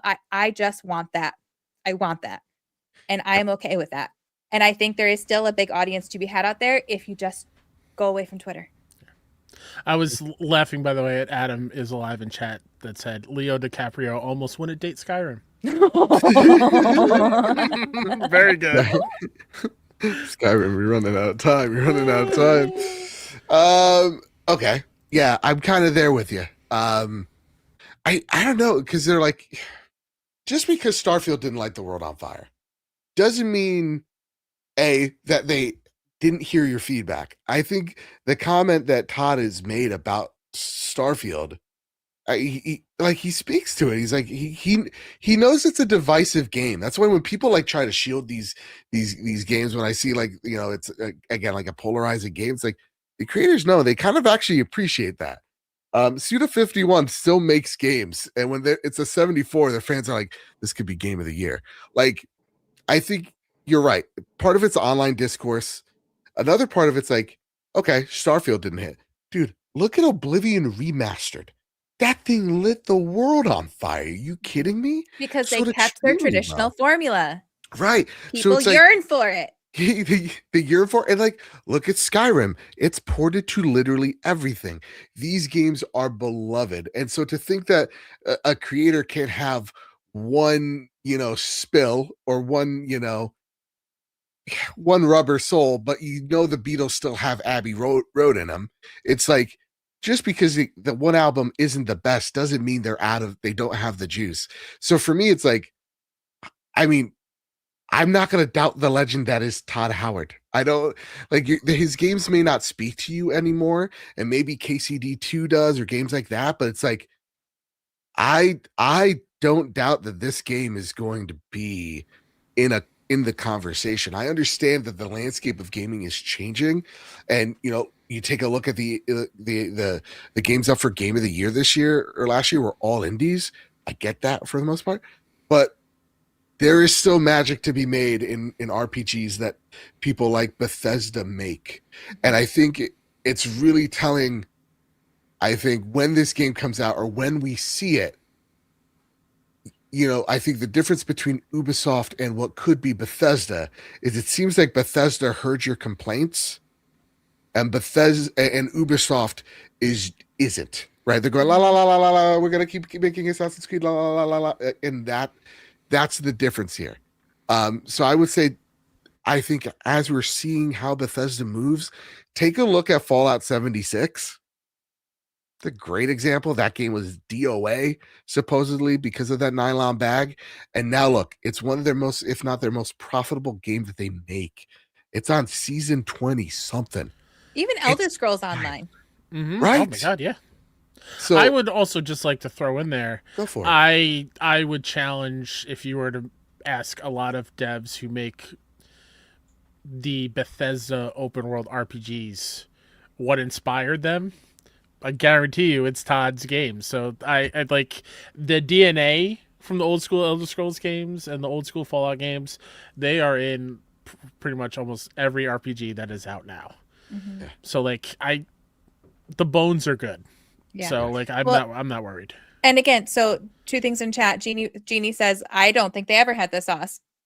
Unless the special animations and effects don't blow me away, I give up on finding it as a game. But I think that's just, you just don't like that style of game. And that's okay. Sure. You don't like a Bethesda game. And that's totally fine because Bethesda is Bethesda. It's a Bethesda game. And then Luke says, I doubt Todd Howard this has one's a stupid comment, by the way. Bring relevance to modern gaming. I respect the resume though. And I mean, I totally disagree with that because again, yes, everybody in this audience, we are diehard gamers. That's all we do. We play everything and anything.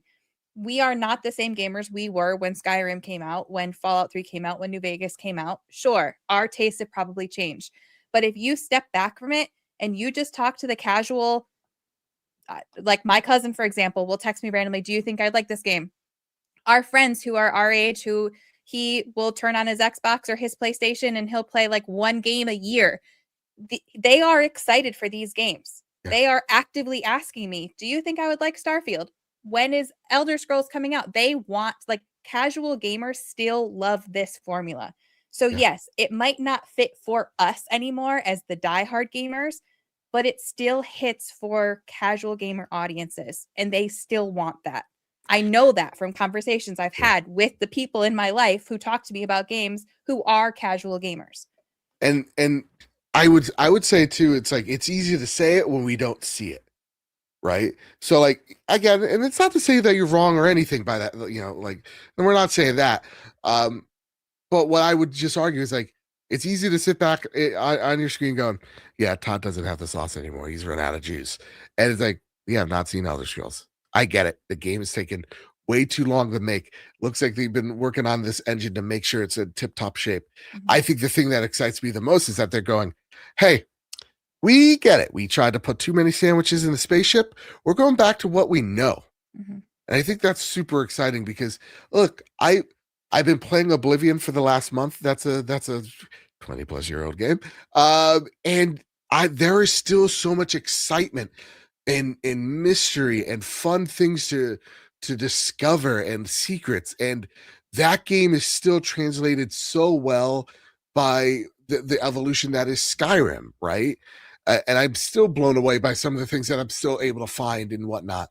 And then even with Fallout 4, it's like, though, yes, the base building took me out of it, what they were able to build there and the lore that they got had at certain elements and certain things that you see in Boston, amazing. So like, I think they still got the sauce. I think what Ramon here says, or Raymond says, the main concern is if Todd is stretched out too thin. And it's true. Like he has Starfield, he has Elder Scrolls, and then the load of Fallout projects that he's overseeing. He was also involved with indie. Right, and indie. So like there's a lot of things that he's been doing. That I think is a very fair concern to be had. But I also think it's more than just Todd. You know what I'm saying? Right. And also I know I think Jeannie it was too, not particularly loving their animation style. I get that. But I also, and this is probably a hot take, I don't need it to have completely updated graphics. I'm not playing an Elder Scrolls game to look completely realistic. Yes. Do I love that the vistas of Skyrim are beautiful? Absolutely. But do I need the people I'm talking to have, like, I personally, that's nostalgic to me. I love that. And I know that I'm the minority there, and that's the hot take for me. But one of the things that I love about WoW is that it's still that cartoony, not realistic art style. I love that.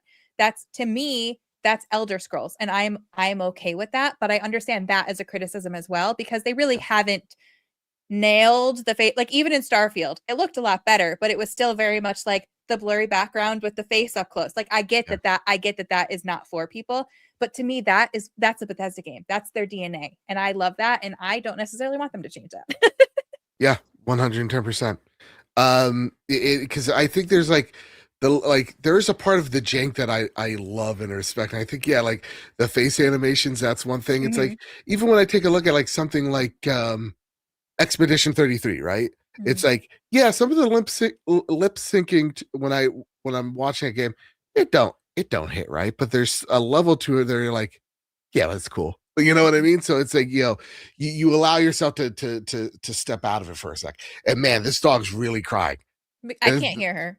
Oh, it's the most annoying thing I'm hearing in the back. It's I really got to see what's up. Oh, how annoying that your dog loves you and wants to be with you. You threatened her with Christy Gnome. Of course she's whining. You'd whine too. That's the face of a nightmare. That said, listen, it's time for flashes. Gotta run. Gotta go fast. And Kyle, listen, this is your favorite segment. This is your favorite thing PlayStation does. Each and every few months, they're like, "Hey, we remember indie games exist." This is less egregious, though. You think so? We just had it because we just had a state of play. Okay, fair enough. Like they actually talked to us in some way. Well, I pet my dog. I pet my dog. Can I pet that dog? Let's talk about the 11 indie games. Yeah, so they did a thing on PlayStation Blog, 11 indies to look forward to in 2026. So first one up, May 21st, we're getting Coffee Talk Tokyo. Coffee Talk is a fantastic series. I was gonna ask. I keep seeing Coffee Talk, and I'm intrigued, but I haven't pulled the trigger on it yet. It's narrative first and foremost, Okay. but you are, from what I know of my time with the first one, did not play the second one.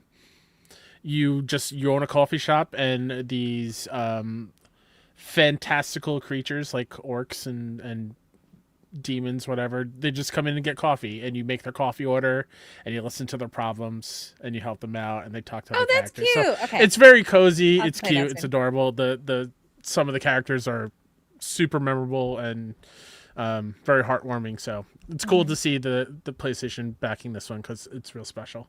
Fishbowl 6-1 Indie Showcase alum is coming April at some point. Cannot wait to play that. good on that studio. Hella is also coming some point this year for PS5. Another mouse game. Where's Nisa? Is the Winterboro fans? It's shout supposed out. to be the year of the horse, but it's the year of the mouse. Exactly. Oh, hi, Abby. Hi, Abby. She looks terrified. She does look terrified.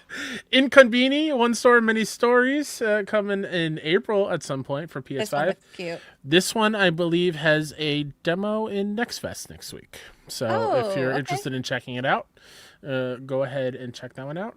Obviously, Mina is part of the State of Play last week, spring 2026.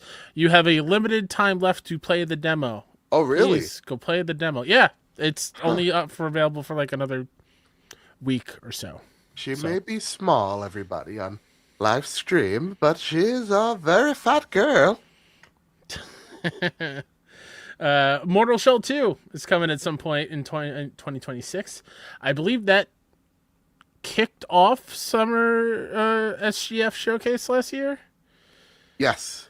I think that was the first one shown. Yes, so, I think so. Yeah, some point in 2026. Full disclosure, I used to do PR on Mouse PI for Hire, so it's cool to see that it gets a date. March 19th, PS5. Now, did they reveal the date here? I don't know if they did. Okay, fair enough. I think maybe March was known, maybe not March 19th specifically, but you're okay. Retro first-person shooter, black and white aesthetic, an Elseworld Mickey Mouse game. I gotta put it back. That's cool. Troy Baker voices the main character, Jack Pepper. So that's cool. Nevergrade, The Witch and the Curse, coming out on March 5th. PS5, PS4. I don't know much about this one, but it's I like her it's outfit. a roguelike. Yeah, she looks great. Antos from the Soma devs is some point this year for PS5. And then Out of Words getting confirmed for this year for PS5. I remember looking at this game. I believe the OG name was like Vocabulantis or something. It was something really weird. But they are all, it's like claymation. So it's fully animated, clay-made, actual physical models. Looks super cool. And then finally, Over the Hill is also at some point this year for PS5. So indies are taking over the world once again. PlayStation's got a ton of them, so get them on your list. And like as Nisa said, bid on them for Fantasy Critic. Those all look like they have the sauce, as the kids say. You know. Culture Crave gave some details on Star Wars Galactic Racer. It's being developed by former devs of Need for Speed and Burnout. Has an immersive solo campaign with branching paths, 12 racer online multiplayer, scenario mode with unique racing conditions. Vehicles include pod racers, repulsor crafts, land speeders, skim speeders, and speeder bikes. Has no season pass. This is a premium release. We want it complete when it comes out. Love that. Yeah, I love that the Burnout devs are on it. That makes me happy. This has me so hyped. My word. That's why I put it in there. I was like, a premium release, no microtransactions in 2026, year of our Lord. Love to hear it. Sorry for that long pregnant pause. You're good. Kami put out on Twitter, Silent Hill Townfall looks to be a PS5 console exclusive at launch. The official website only lists PS5, Steam, and Epic Game Store as platforms. I still need to watch the Transmission showcase after the last State of Play. I didn't watch it yet, but I wonder if they showed more of it, because I think it looks awesome. Dude, it looks so spooky. Oh. And then PS Plus extra catalog titles for the next month. We obviously got Marvel Spider-Man 2 that was talked about in State of Play. Was that last week? Yeah, man. 2 weeks? That was only last week. No, Wild. that was 2 weeks ago. No, I think that was last week. No. That's insane. I know. Test Drive Unlimited Solar Crown. Neva comes to PS5, PS4. Season, A Letter to the Future. Monster Hunter Stories 2, Wings of Ruin. Monster Hunter Stories. Venba. Everyone, please play Venba. Fen Incredible. was so good. Echoes of the End Enhanced Edition, Rugby 25, and then PS Plus Premium gets a Disney Pixar's Wall-E. Ooh.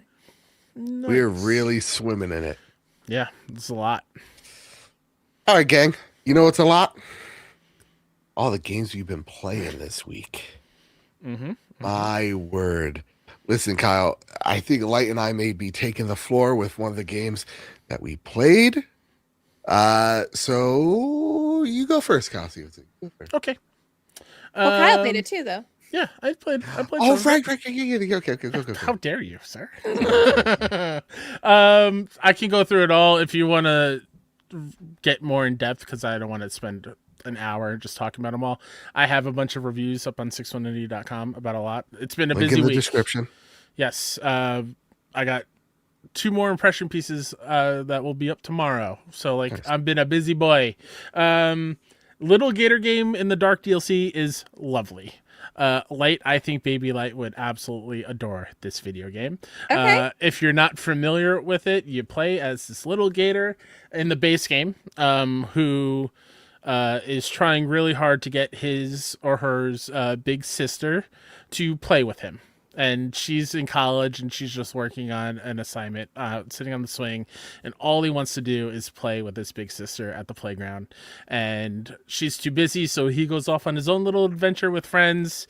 He gets a little wooden sword, and there's cardboard cutouts of enemies, so there's no real combat, and you're just going around knocking the cardboard things out, finding new friends, befriending them, doing these silly little quests that aren't like super intense, and then you go back and you build up the playground to this fantastical cardboard filled kingdom. So that was the base game that came out a few years ago. The DLC takes place underground completely, or over the whole map, where at the end of the base game, when you build up your little playground, the new character, whose name is Dark Lord, who's a little pig character, comes in and boasts that he's ready for world domination and destroy the playground because he's the villain. And so, little Gator and his buddies go find out what's going on. They find this hub under the ground, and then it's a massive map, similar things to the base game. You're just going around fighting cardboard enemies, just having a good time. My favorite part is just, it reminds me of the days like when I would play on the playground during recess with my friends, of full imagination, super funny, wholesome, a nice little reminder for adults to be like, hey, don't forget the kid deep inside of you, and like, don't ever lose that whimsy and magic to yourself. Love that. Some of my favorite little like friend characters are, very early on you find 2 friends, and they're all animal themed. They're like ants and spiders, and I think there's a clam in the DLC, which is very funny. But they're playing hide and seek, and the camera is showing the character you're talking to, and then in the background you see another kid standing completely still, and the one character you're talking is like, I can't find my friend, I've looked everywhere, and you can see his friend right behind him. And so after you're done talking, you go talk to him, and he's like, hey, don't tell him, and I will give you some confetti, which is what you use to craft like cosmetics and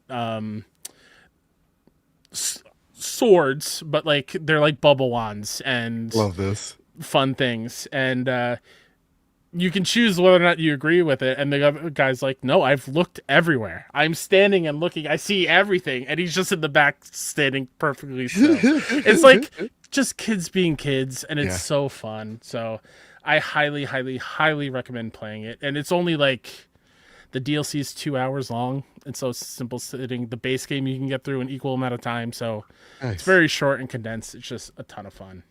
Nice. I also played to completion Crisol Theater of Idols.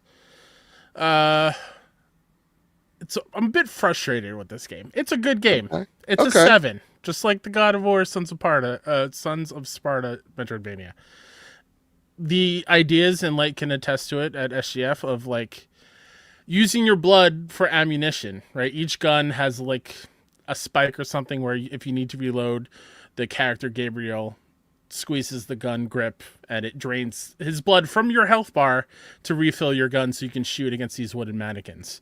I thought that was such a great idea, and what I wanted from it was the feeling of, man, I could use more ammo, but if I do this, I'm going to be one shot and I will get killed instantly. That never, ever, ever happened. I was always filled with enough blood to not worry about ammo, which was a bit of a bummer. And then it's just like a very standard, quote unquote, safe Resident Evil. So there's a map. It turns blue once you find everything. Puzzles share, right? Even the merchant has like a a purple thing to it. Like it reminds me of the merchant from RE4. So it's very inspired from Resident Evil. And the other really cool thing with these wooden mannequins that Joe has on screen, because they're wooden mannequins, you don't really got to worry about headshots. You just got to take them down, and any hit counts. It's a solid 15-hour experience. I think it's a nice little warm-up for Resident Evil Requiem next week, which I can't believe it's next week. So yeah, I think it's worth it. It's from Blumhouse Games. It didn't blow me away. It wasn't as intense as I was hoping. Okay. Fair enough.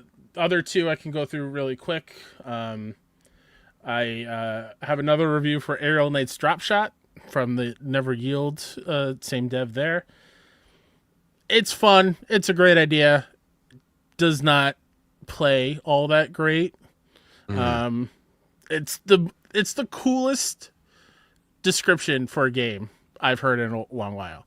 You play as Smoke Wallace, who gets bit by a radioactive dragon and now has the power to shoot from his fingers. So it's literal finger guns as you're falling through the sky to take out enemies.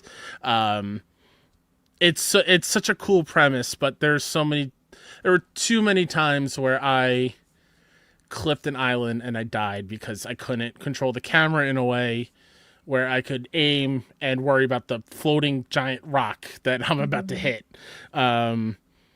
There are a lot of extra enemies, and a lot of it has been patched since I reviewed it, which is amazing. And you can get some kind of like power-ups. You have to shoot that little bubble to refill your ammo. It's a solid 1 to 2 hours, depending on how good you are at it. Like the reload animation here. It's funny. It's such a cool idea. It's so cool. I just wish it played a little bit better. Okay. So yeah, that's Drop Shot. It's available now, so go ahead.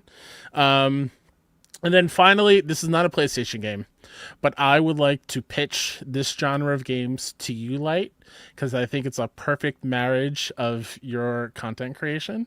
Okay. Joe, if you could get a trailer for a game called The Run. I'm on it. Yeah. Is it NBA? No, I can see it in the little preview. This one right here? Yeah. Steam release date? Okay. Yep. It's an FMV game where you play as Xana, a fitness influencer. Oh God. And she is coming back from a Muay Thai competition. And she goes on her run to create her videos, and during her run, she finds people trying to hunt her down. And it's an FMV game, so your choices matter. You get to choose where you go, and it's fully acted. If she looks familiar, she was in 12 episodes of Game of Thrones. She plays the character Doria. There's also Dario Argenti is in this game, who wrote Suspiria and other horror movies and stuff. So it is such a fun hour-long experience where I chose wrong plenty of times and she dies plenty of times. And there's no way to know that you chose wrong. It's just like, yeah, which path you want to go? It's like, oh, that one looks like the safe place. And it turns out, nope. And then you die. So there's a lot of really, really fun things in here. So I think it's plenty. And Paul Rashid wrote and directed this. He's like, in my opinion, bringing back FMV games to like relevance again. he did the 5 dates and 10 dates where it's like a dating game. Joe knows it, yeah. So like, and there's plenty of other FMV games. So because you do like movie reactions, I think it would be fun if you would stream those and have the audience do it, because you can pause the time and then you guys can talk about doing it. So no, that'd be fun to have the audience choose. Yeah. So the run is a fun hour-long experience. So highly recommend it. Only on Steam and on mobile, I believe. You can play it on your phone. Nice. Yeah. Light, you've been playing 2 games that I absolutely love. One you've platinumed. So I finally finished Ghost of Yotei on the channel, and off the channel I platinumed it. I loved it. I had some complaints about it. Most notably, I've talked about this on the show before, but I felt like they did not improve the climbing at all, and that was really disappointing. It still felt a little janky. It did not feel the way I wanted it to. I was okay with it in the first game, but the fact that it didn't improve at all in this game was just a little disappointing to me. That's just a nitpicky thing. Like, it wasn't bad enough to be like, oh, this is bad, but it was just a nitpicky thing. And then also I was having some issues, and again, partial skill issue, but partial, I think just that, I don't know, something was funky with some of the combat sometimes with this game. When you had multiple enemies, I would point my camera and my stick towards the enemy that I wanted to attack, and she would be stuck attacking the wrong person. So then I would get hit by somebody because my brain has already moved to the other person because I've moved that way, but she hasn't moved that way. So there was just like a couple things where I was like, it didn't feel any better than Tsushima in some of the ways that I wanted it to. But that being said, those are minor nitpicks. I loved it. I thought the story was wonderful. I think they did make a lot of improvements to the repetitiveness that Tsushima had. I think they completely eliminated that for this. I thought the characters were great. And overall, I absolutely loved it. Obviously, I immediately platinumed it. So I had a great time with that. I am also playing through Cyberpunk again because I still haven't played the DLC. I've been wanting to, but Cyberpunk I played when it came out. So I played it at launch forever and ever ago. I really enjoyed it at launch, but I didn't love it as much as other people did. And I kind of thought, because I'm more of a fantasy girly than a sci-fi girly when it comes to my games. But let me tell you, I am fucking obsessed with this game now upon the replay. And I think it's because, Cyberpunk's not necessarily an easy game in terms of mechanics. So I think I finally understand how it plays now. I understand the type of character I want to play, and that has helped a lot. Also, I always play a female character, but my first time I romanced Judy. This time I romanced River, and I love him. River gets a lot of hate. He is such a sweetie, and I am obsessed with him. I adore him. So, I'm loving Cyberpunk. When it's done, I do want to record like a Let's Play of the DLC. But I'm going to wait until I'm done with the platinum of just the base game for Cyberpunk. But I haven't been able to play it as much as I want. And it's like, it's all I think about. I just want to play it all the time. I want to go on dates with River. I want to do my NCPD scanners. I want to do my gigs. And I've done everything besides, I have to do all of the different endings still. And I still have to finish up like the NCPD scanners and the gigs and all of the neighborhoods.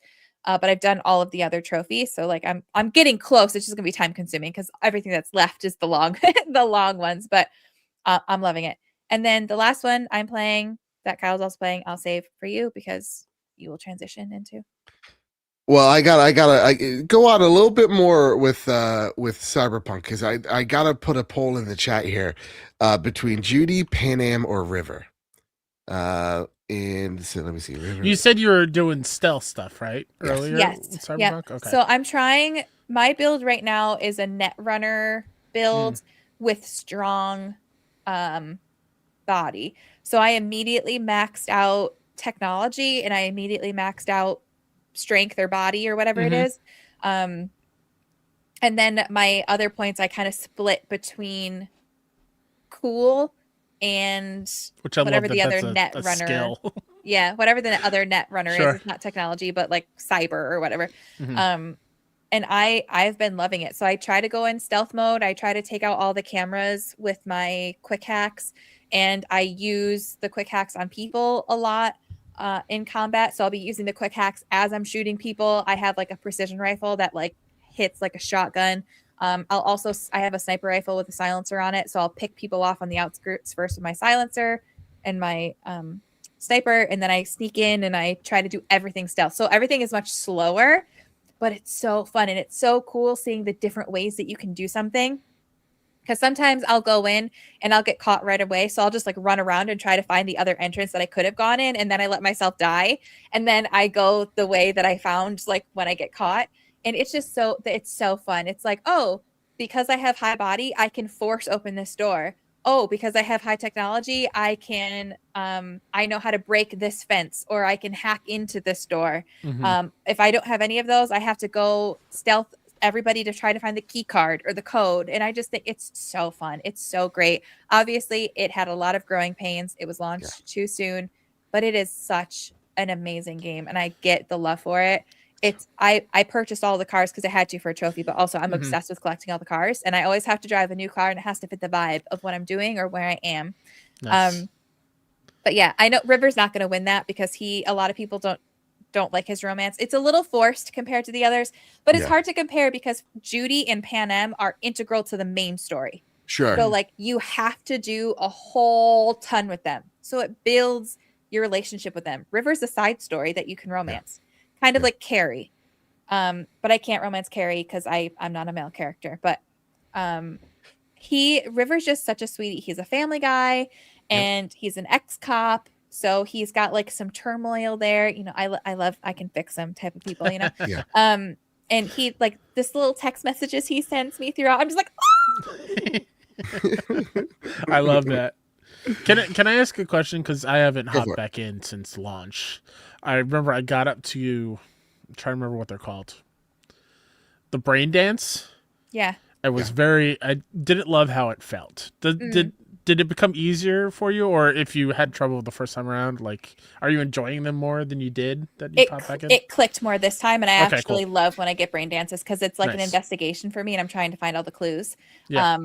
But yeah, the second playthrough, it definitely, and I'm a better gamer now than I was when I played it before, just because I played a lot more games than I had originally.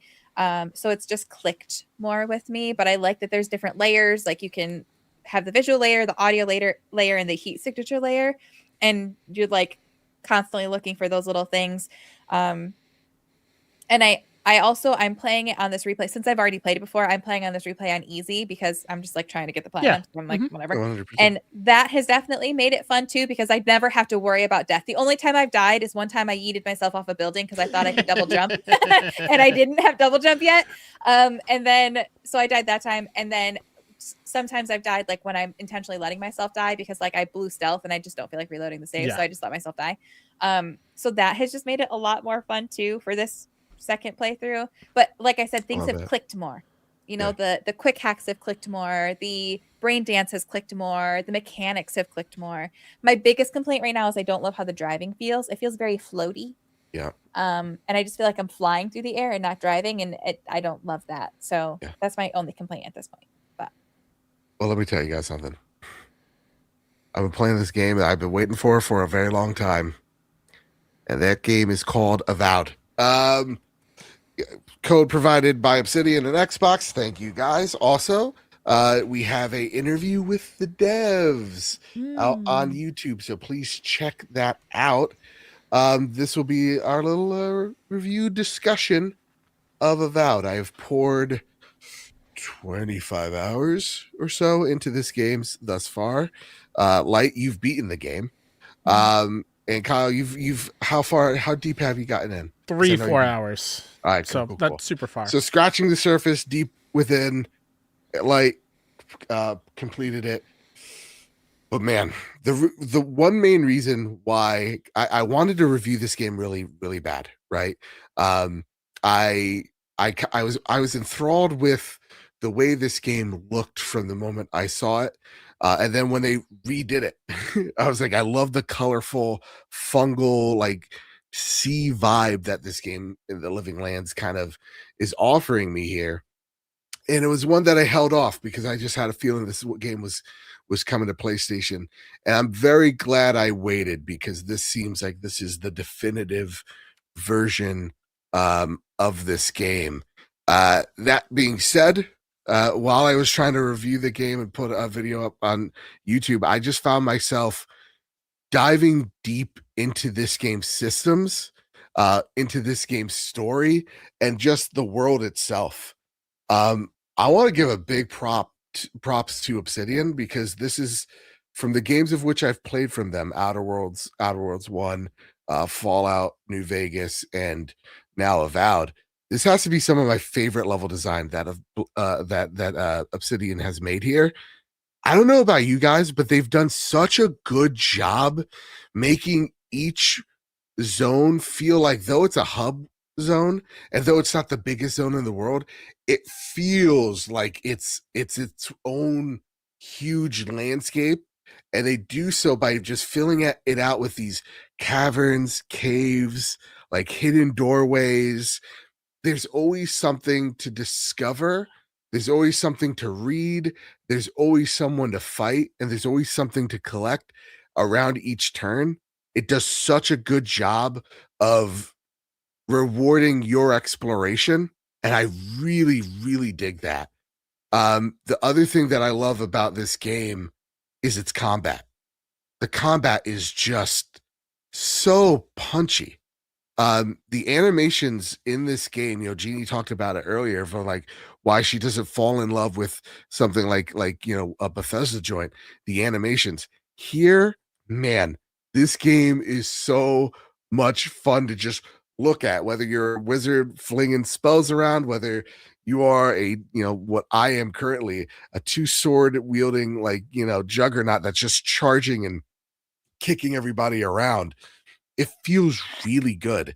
And that sense of connection when your blade or whatever, the mallet, hits an enemy, you get that good sense of oomph around it. And the one thing that I really applaud this game for doing, and while we were talking to the crew, because we didn't get to have deep hands-on in the game when we were talking to the Obsidian crew, was when they were talking about the classless system. The classless system is pretty genius, because it's just like, hey, I've been playing this wizard. This is a great example. Been playing this wizard for 15 hours. And I started getting a little bored. I was like, okay, I'm kind of understanding what this class is. I think I've kind of mastered it. I want to go and do something else. You can completely respec your character. So then all of a sudden I'm, a gun wielding, like dually type of guy, or I could be a ranger the next minute. Or what I did, I just became a knight, a classic fighter. And I just started, I got this really cool sword that there was fire. Like you do, it's a flame sword. It does, when an enemy is at 50% or more health, it does fire damage. And then when they're under 50% health, it does frost damage. So you burn them and then you freeze them. And it was just such a cool combo. When I got this weapon, I was like, I gotta try it. And the game rewarded me for doing that. So I didn't have to feel bad about, ditching my little wand in my book, because they had this two-handed thing. This two-handed sword. I loved that. The story is a little by the numbers. I get that it's not the most thrilling story, but there's enough political intrigue that has me excited. And I love how, by picking up and reading the tomes around the world, it fills in what's kind of happening and the certain motivations that these characters may or may not have. Mm-hmm. I just wish, I don't know about you guys, I just wish the companions were done a little bit better. I think that's where I get a little bummed out by, Kai is an amazing side character, and I just feel the rest of them, they're like, and we got 3 other guys here. And it's like, okay, I found Marius to be unlikable. I'm sorry. Oh, really? Yeah, I found Gatia to be my wife, and I could never pronounce the little lady's name. Hey, Joe, but can you do me a favor? She's all right. Yeah, because you're driving me nuts. What's that? Right click on the video and just select loop, so you don't have to keep scrubbing back. No, right click on the video. Okay. There you go. Oh, stuff. So yeah, no, I really enjoy this game so much. So the other downer, though, I would say I'm a PlayStation 5 Pro user. There's been some tech. I was looking, I was like, there's something about this game that looks a little off. And I'm very happy to find that I believe, oh my God, the guys that always do deep dives, I'm blanking on their names, but I'll leave a link in the description. Yeah, the pro version of this game isn't that pro. And the HDR in this game is a bit is really washed out. There's certain areas in this game that are so great, but because the HDR is still just not there yet, it it just feels very like I gotta bust up the brightness all the way because it's not hitting right. So yeah, other than that, like I feel right now for me, it's landing at an 8. I think this is a great time. I think for $50, you really can't go wrong. It's a great game. I think you guys should definitely experience. But what say you? Like you've beaten this game. You've gotten all the way through. Yeah, so full transparency, I beat this on Xbox because I was given a review code when it came out on Xbox. And I was also given a review Digital Foundry code thing. for this version, but I haven't played very much of the PlayStation version just because I've been obsessed with Cyberpunk. Sorry. But I agree. I had a great time with this game when I played it. However, there was just something that just didn't quite make me obsessed with it. And I don't even want to say like I didn't love it because when I played it through the first time, like I wanted to play through the whole thing. I wanted to see where the story goes. I do think, Joe, I don't know where you are in the story, but there are some really big story beats that are like, holy shit. And if you don't do something right, you can really mess things up. Oh yeah. And I then messed a few things up. like there were times where I had to reload hours because I missed something and messed something up that I did not want to be that way. And then at the end, there's a lot of heavy decisions. Your decisions have weight, which I loved from this. And I don't know why this has all of the things in it that I love that should be a 100% me game. But something about it is like, yeah, it's good, but I don't necessarily want to play it right now. I'd rather replay Cyberpunk. I'd Yeah. rather Platinum Ghost of Yotei. The combat feels so good. I love that I can, like you said, the classless system. My current build when I was played it the first time and when I'm replaying, I like having my spell book in one hand and a melee weapon in the other hand so that I can do distant combat and cast spells. And then when they get up close and personal, like right now on my PlayStation save, I just have a little dagger. But on my Xbox save, I had one of those really cool enchanted weapons that I would use. And I would cast AoE spells. So like in the trailer, there's like a big glowing orb. That orb like sucks all the enemies up to it. So I would do that and then I would go hack and slash at them. And there's just so many different builds you can have. Like you can have a wand with a gun. You can have just a two-handed gun. You can have a sword and a mace. You can have a shield and a wand. You can like if there's a build, you can build it, which I think is really cool. I liked the companions, but I don't feel like I connected with them as much as I do with other games like Mass Effect, where I was literally in love with some of these characters. Yep. With Though Fish Garrus can get it. I'm just gonna be open with you. He kind of annoyed me because he was just Really? Garrus. He was just Garrus as a fish. He I love literally is Garrus. Garrus. He's written the same. He's acted the same. He is literally Fish Garrus, which is great, but I don't want that. I want something new. I did love Marius, the little dwarf companion. Yeah. I forget the fuzzy ear one. Yatzel. Yahtzee. Yeah, I can never something like pronounce it that. right. Yeah. I liked her. I love her. She's like, hello, darling. She talks like a transatlantic She's got transatlantic accent. She's like old. She could be your mom. She like, but her story felt the least fleshed out. Yes. And then I love the last one that you pick up, the human who's kind of Pan Am vibes. If you like Pan Am, you like her. I like them. But again, the companions were great, but didn't fully feel fleshed out. Like they had the starts to some great stories, but I just didn't feel as attached to them because if they weren't the one companion you were with, there was nothing to keep. Like with Mass Effect, every time you went back to the ship, you were hanging out with all your companions. With Avowed, you go back to your camp, but there's like 2 lines of dialogue you can have with them, and that's it. Yeah. So I feel like the companions didn't quite hit the way that I wanted, but I loved the exploration. I think the exploration is really cool. Like you said, everywhere you go, there's something. So if you're going to take time to go into that little nook and cranny over there, there's going to be something over there. If Yeah. you're going to go climb that rock because it looks like you can climb it, you can climb it. There's something over there. So there's a lot in here for such a tight space. It's chock full. If you stop and listen to the people talking, they're going to be talking about things that you have done or are doing or can do. Mhm. For example, I was listening to these two NPCs and they were talking about like, oh yeah, I was supposed to get this chest for somebody, but I left it behind. And next thing you know, I'm like, I'm gonna go over there and I'm gonna look for that. I dive into the river, there's that chest. And Yes. so like, and it didn't get added to my quest log. Nothing happened. I just happened to stop to listen to them. And they were talking about the environment and something I could actually do, which is so cool. So Yeah. there's some amazing things here. And I don't know why. I wish I knew why, but I don't know why it just didn't fully click for me. It's the crazy thing about this game. It's like, listen, if you're an RPG fan, you're gonna like Play there's this. something. And that's the Yeah. thing. Play this. It is a It, solid 8. Play this. it's like the systems are so welcoming, but also there's so much depth to them. Like Mhm. you could really build out like there was a like again, I was building this mage, but I was finding like things in like the warrior tree that I was able to like pick out. There's like things in the ranger class. I was like, oh, this could actually I Mhm. could use this. And like I didn't feel like I was punished for doing that. While at the same exact time, just going, hey, you know what? I'm not feeling this build. I want to completely restart it and like waste a little bit of gold and Mhm. build something new.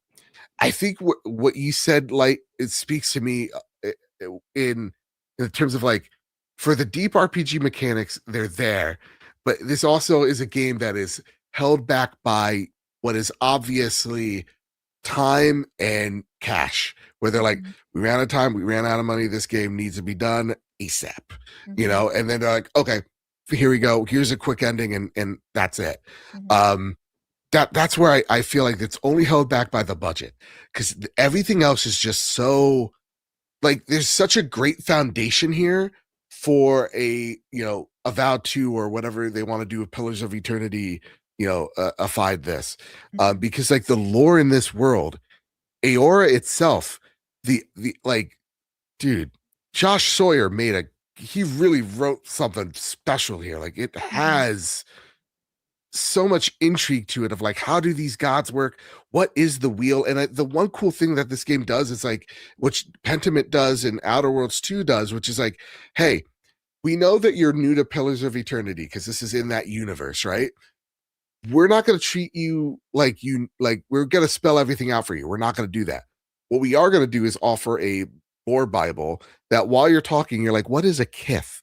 And you could press square and you'll actually give you a definition of what the kith is, what a aura is, what a godless is, and like give you this term. And then you're like, oh, okay, now I know. And they'll stop everything for you in order for you to do that. So it rewards your curiosity. It's just the little moments where it's like, oh man, yeah, like Giata, she's a really interesting character. That side quest doesn't pay off, though Kai's does, and Marius is kind of he's annoying. But it's like they're just the character part of it, that's where it falls flat as an RPG. And But I yeah, think those parts are more obvious because it is so deep in other areas that the areas where it's not deep, I might not have noticed otherwise, yeah, but because it's like the only 2 areas that aren't fully realized, it's just like stands out all that much more, yeah, which I do think sings praises to the game because the combat really fleshed out, the world building really fleshed out, the exploration really fleshed out. I do think maybe there's one too many zones. Um, I think it just overstayed its welcome just a little bit. But but there are so many things that are so deep and so fleshed out in this yeah, that the things like your companions and the things like the other things that I have minor complaints about, I think they're just that much more noticeable because everything else is so good. yeah. And I So, do want to give because you saw it a little bit in the trailer there, but like the one thing that I really love is like, hey, I'm shooting electricity in this river.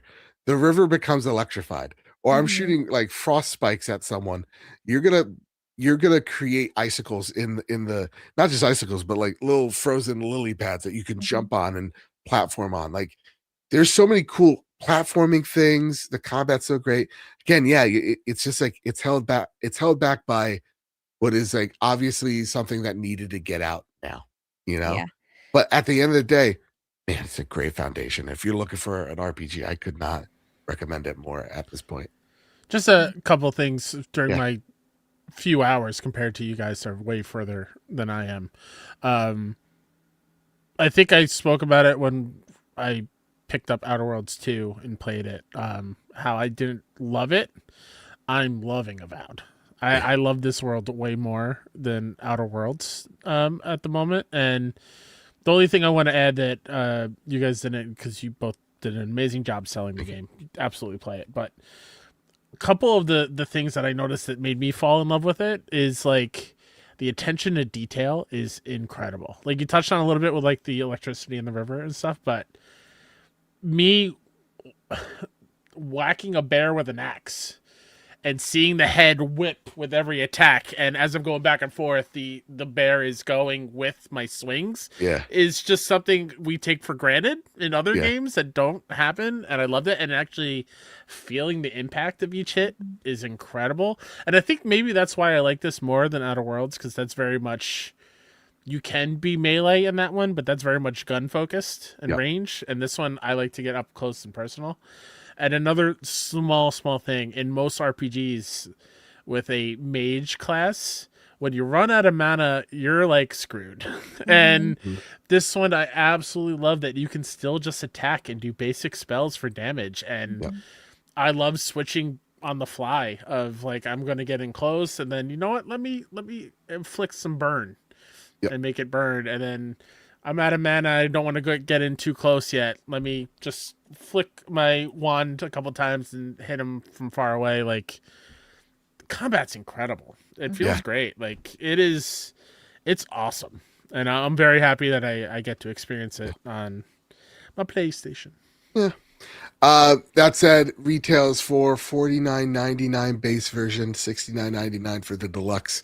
So pick your poison. But yeah, I definitely recommend it. It's a fun time. All right, gang. Listen, that's enough about what you've been playing. And hey, if you're on the YouTube version, please hit that like button. All right, please. It helped me out. Thank you. That said, it's time. Are you guys holding on to anything? Anything at all? Anything at all? I got my gummy bear again. It's become a new fidget. Fair enough. I have a fortune. Ooh, what's it say? Cup. What's it say? Oh, shit. It says, it does not say shit, sorry. It says, do not let ambitions overshadow small successes. Ooh. I needed that reminder. I got this like 2 years ago, and I was like, I needed that. So I keep that on my monitor. I like that. Makes me feel nice. Kyle Stevenson. What's the oh sorry. Here's the latest deals and deals coming to the PlayStation storefront. I forgot. I was on a roll all night, and now I just guffed it. Another very busy week next week in the land of PlayStation. On February 24th comes Bread and Fred. It's a penguin. It's a penguin like RPG, I think. Looks very cute. Tokyo Extreme Racer comes to PlayStation 5 on February 26th, along with I believe this is the AI Somnium Files. No Sleep for Kaname date releases on the 26th. Hunt the Night, which Joe, this is a you game. I think I showed this back in the day for you. It was Steam only back in like 2023. It's Bloodborne in retro visuals. It looks awesome. Towerborn hits PS5 next week. City Hunter is also out on February 26th.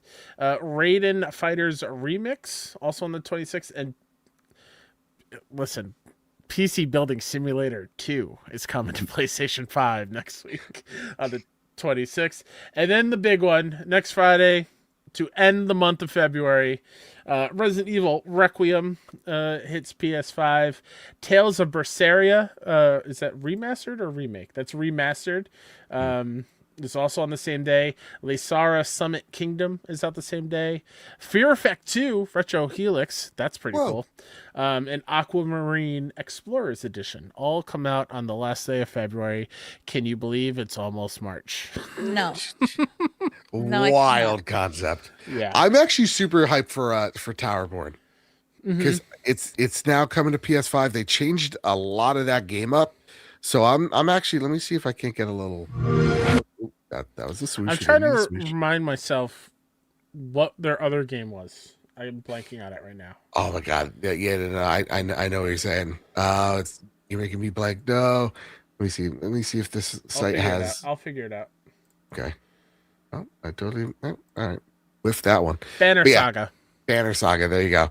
Yeah, Towerborn looks like a really, really beautiful game. Okay. That said, it's time for the last segment, unfortunately, but our favorite segment. It's time for the Sony Pony Express. Of course. Yeah. Yeah, see, I wasn't. I was doing so strong. Yeah. Doing so strong. Yeah. Of course, you can send in your questions over to the Trophy Room Discord, which who knows if Discord's going to be a thing in a few weeks. Well, listen, head on over there anyway. While the getting's good, ask us a question, drop it down below, and we answer it here on the show. It's that simple. Again, we gotta fast track the JKLOL app, and everyone can go there. You know, we're going on TeamSpeak, boys. We're going on TeamSpeak. I'm sorry. I whenever I see this username, I feel like I butcher it in my head, and I'm gonna butcher it live. Siziosco? I assume sounds good to me. Hello, Trophy Room Trio. Long time, no question. I've been reflecting a bit on the AI conversation in gaming. I fully want humans to be developing games, but I can't help but think of how AI could adapt to the player's actions, adaptive feedback, in a more interesting manner moving forward. For example, analyzing how a player uses a tactic to win, but then adapts to make it harder or easier for accessibility. Some games have tried it. Shadow Mordor, Nemesis System, and MGS5 enemies adapt to. What games would you like to see adaptive enemy opponent AI? And also, I'll start us off. I like that idea for AI. Mm-hmm. That's cool because that's not generative. My issue with AI is the generative side of things. Hey, Grok, build me a video game. Yeah. Grok, what is? Grok, is this true? God. Thank you, Fuji in chat. Koziasko. Yeah, no. Grok has made everyone dumb. It's stupid. Dude, when I see Grok, who's this actress? It's like, I don't know. It's like Meryl Streep or something. I'm like, we are done. We're cooked. Hey, tell me what the tweet above says. Yeah, exactly. I don't know. Read it yourself. Yeah. Can we put Meryl Streep in a bikini? So listen, what can AI adaptive enemies? I would love for it to be tied to if it knows you're going on a trophy run and going after collectibles, like give little hints there, I think would be fun. I love the idea of, hey, if it could figure out that you're way too good, let's bump up the difficulty a little bit, but have that be its own separate difficulty option, not like the base thing. But if like you want a more challenge, which is like, I'll bring it back because we're getting close to it. MLB The Show has a difficulty setting where an offline, not on online stuff, the better you are in the game, the difficulty slider goes higher. So it adapts as you get better, the game will get harder. That's cool. Which I want other games to do because I think that's a really fun way to help players get better at games. So I like that idea a lot. I like the idea. One of the things why I love Halo so much, I think like when you talk about like when RPGs, like they talk about that one thing and you go to that thing and the thing's there. Mm-hmm. Halo did this one thing and I love it so much where when you kill the elite first in the field of enemy grunts, mm-hmm. They'll freak out. Mm-hmm. They go, "Oh my god, I got him!" And then they start they exactly. "Oh my god, we're all gonna die!"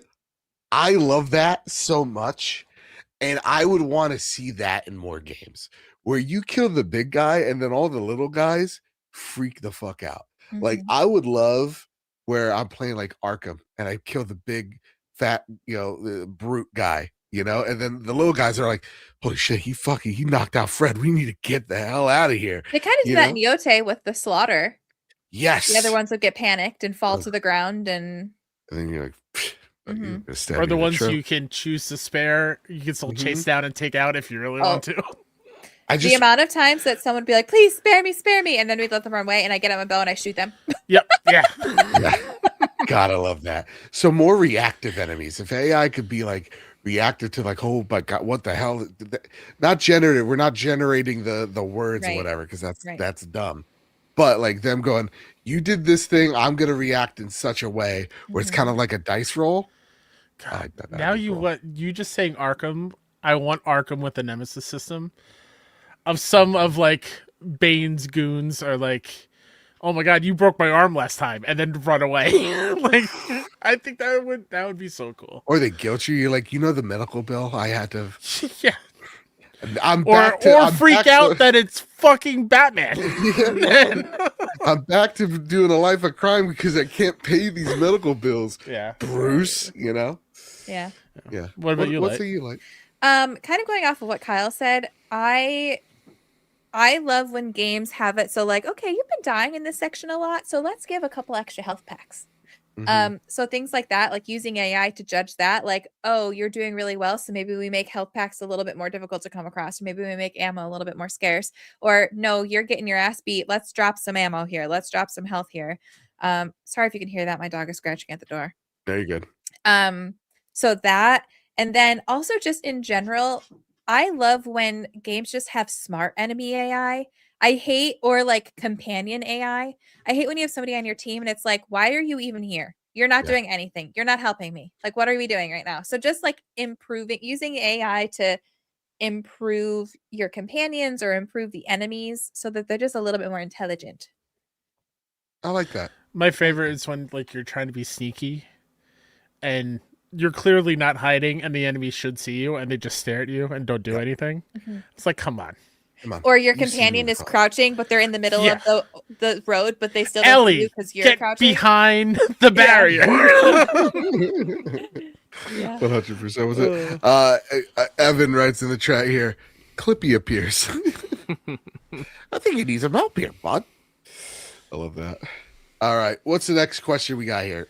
I pre-read the end of this, so get ready, everybody. Okay. Cowboy Danger D writes in, good morning, question for the Sony Pony Express. Yeehaw! I know you fine folk are collectors of controllers. If they come out with a special edition fighting stick for Marvel Tokon, will you buy it? And would you dare even try using it? As always, much love and time for some advice. Always remember, when life gets tough, it's better to be gooned off than gooned on. Take care. That's true. That's true. That's true. Just ask Luke's mom. Bringing it back. No fighting stick for me. I've come to terms of like, I'm happy for you fighting fans for Marvel Tokon. I don't have that dog in me. I truly wish I did. Yeah. Yeah, same. I think if it's cool enough, I'd be interested, but I don't have room. A DualSense controller, I can justify. A fighting stick, a little bit bigger. But even then, it's getting with space. It's getting difficult. So the marathon controller, absolutely, I will. Absolutely. Yeah. Mr. Light told me I can't get that Astrobot control stand because I don't have room. Okay. You with your logic, get out of here. Get out of here. I don't want to hear it. Who do you think you are? I am. J Babs writes in, any predictions for other franchise characters to appear in Resident Evil Requiem that they haven't revealed yet? And also, what are your thoughts on the theory that Pragmata is secretly a Mega Man game? I've not heard that theory. I don't know anything about Mega Man, so I wouldn't know one or the other, unfortunately. It could be a Mega Man game, and I wouldn't know. Yeah. How about this? We play to answer your question, Jave Mavs. We'll play a game with the audience. Okay.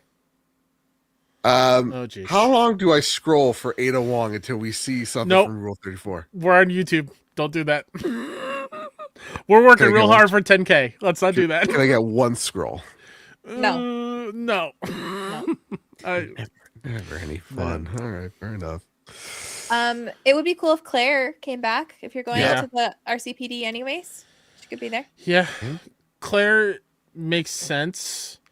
I have been beating this drum for a while. I am tired of seeing Chris Redfield. Mm. I want Jill. Yes. I think Oh, Jill yeah. coming back would be fun. As there's a Redfield in this game. Great, but it's Jill. I think that'd be cool. Jill or Claire, either one. Wait. Who is Claire? Claire is 2? in RE2. Yep. Okay. I was thinking Jill about- is 3. Jill is 3. Okay. Yeah. All right. Just want to make sure. Yeah, I thought no, I was right, I but then I agree. was like, wait. Joe, I could see you scrolling I was through about to in the say, preview. You're scrolling. I've not hit it yet. This is at least 5 scrolls. Why do you tempt Shot. fate? Because this ain't a long, dude. Kidding me? Stefano says, I want to see Ashley again. That could be interesting. Mhm. Which one is Ashley? Ashley is in 4. Yeah. She's the Oh, I president's didn't play that daughter yet. that Leon Yeah. goes to Okay. save, I didn't play that yet. which would Yeah. make sense, but I don't know. I'm excited. Yeah. Um, So excited, dude. I'm hyped. And our final Sony Pony Express question. Yeehaw. Yeah. Scott9572 writes in, evening, lads and lady. Gaming is a great escape for all of us and allows us to journey into a different world through someone else's perspective. My question to you is, can you give me the person or time you would love to experience most? Like, is this like a history question? Like, who would I be? Or is this a video game? Who would I be? Like, I guess if you were just to pop into someone else's perspective, gaming or real, what would you want to experience from any point in history is how I'm reading it. Let's put a caveat. No, you don't got to worry about feeling any pain or anything. Like, Right. if you die, you're back in your normal life. So Right. for that reason alone, I want to go and live my life for a few hours as a caveman. I want to see dinosaurs in real life. Ooh. I think that'd be so cool. Dope. I was going with Abe Lincoln for some reason. I want You to know just what wanna it be feels to get tall. shot in the head. Yeah, exactly. Well, that was the angle I was leaning on, but honestly, I just want to wear the hat. You can go buy that hat now. As Abe with Okay. the beard. Okay. Listen, Lincoln is one of my favorite movies ever. And I just want to yell as old Abe, you know? Now, you know? I'm Abe Lincoln. It's good. I would want to go to one of those ancient civilizations that Mm. is much more advanced than we give them credit for, because for some reason we have it in our heads that if they're old, they can't be smart. Yeah. And there are like a bunch, and I don't have one that comes to mind in particular, but any civilization that lasted way longer than they originally thought, or they're realizing now that there were a lot of civilizations that were super successful that were run by women. They had no idea. They're just realizing it now. Or Mhm. civilizations with internal plumbing and bathrooms where they could go to the bathroom and it would be connected to pipes and go out, and technology that we had that we lost, that we Mhm. discovered again. I would love to go to any of those, like even Yeah. ones that we don't know about. Like, let me see one that we had no idea was as advanced as it was, and let me experience what life was like there, and then see how far we regressed and then came back. I love that one. I like how you went with a serious one, and I was like, I just want to wear a hat as old Abe. Can I do one more? Mhm. Sure. And then I have a joke answer to add on to lights. Fair enough. This was still a joke. Barack Obama, Uh-huh. not when he won the presidency and any of that, he said that aliens exist. He said he hasn't seen I them. saw that clip. I'm calling bullshit on that one, Barry, because truthfully, I want to see the dossier where it's like where they prove aliens exist. They're like, hey, Bear. He came out later and clarified and was like, I've seen no evidence for it. I didn't see any evidence when I was president. That was just a me. Like, yes, I'm saying they exist because I personally believe they do. So I don't know if I buy that either. I don't almost feel buy like that. someone in the government reached out to him and was like, yo, you can't say that shit. That's classified. Yeah. It's like when he puts Taylor Swift on as one of his favorite artists he's listened to that year. I'm like, Barry, we know you're not listening to Taylor Swift. We know you're a Chaperone guy. Okay. Pink Pony Club. Yes.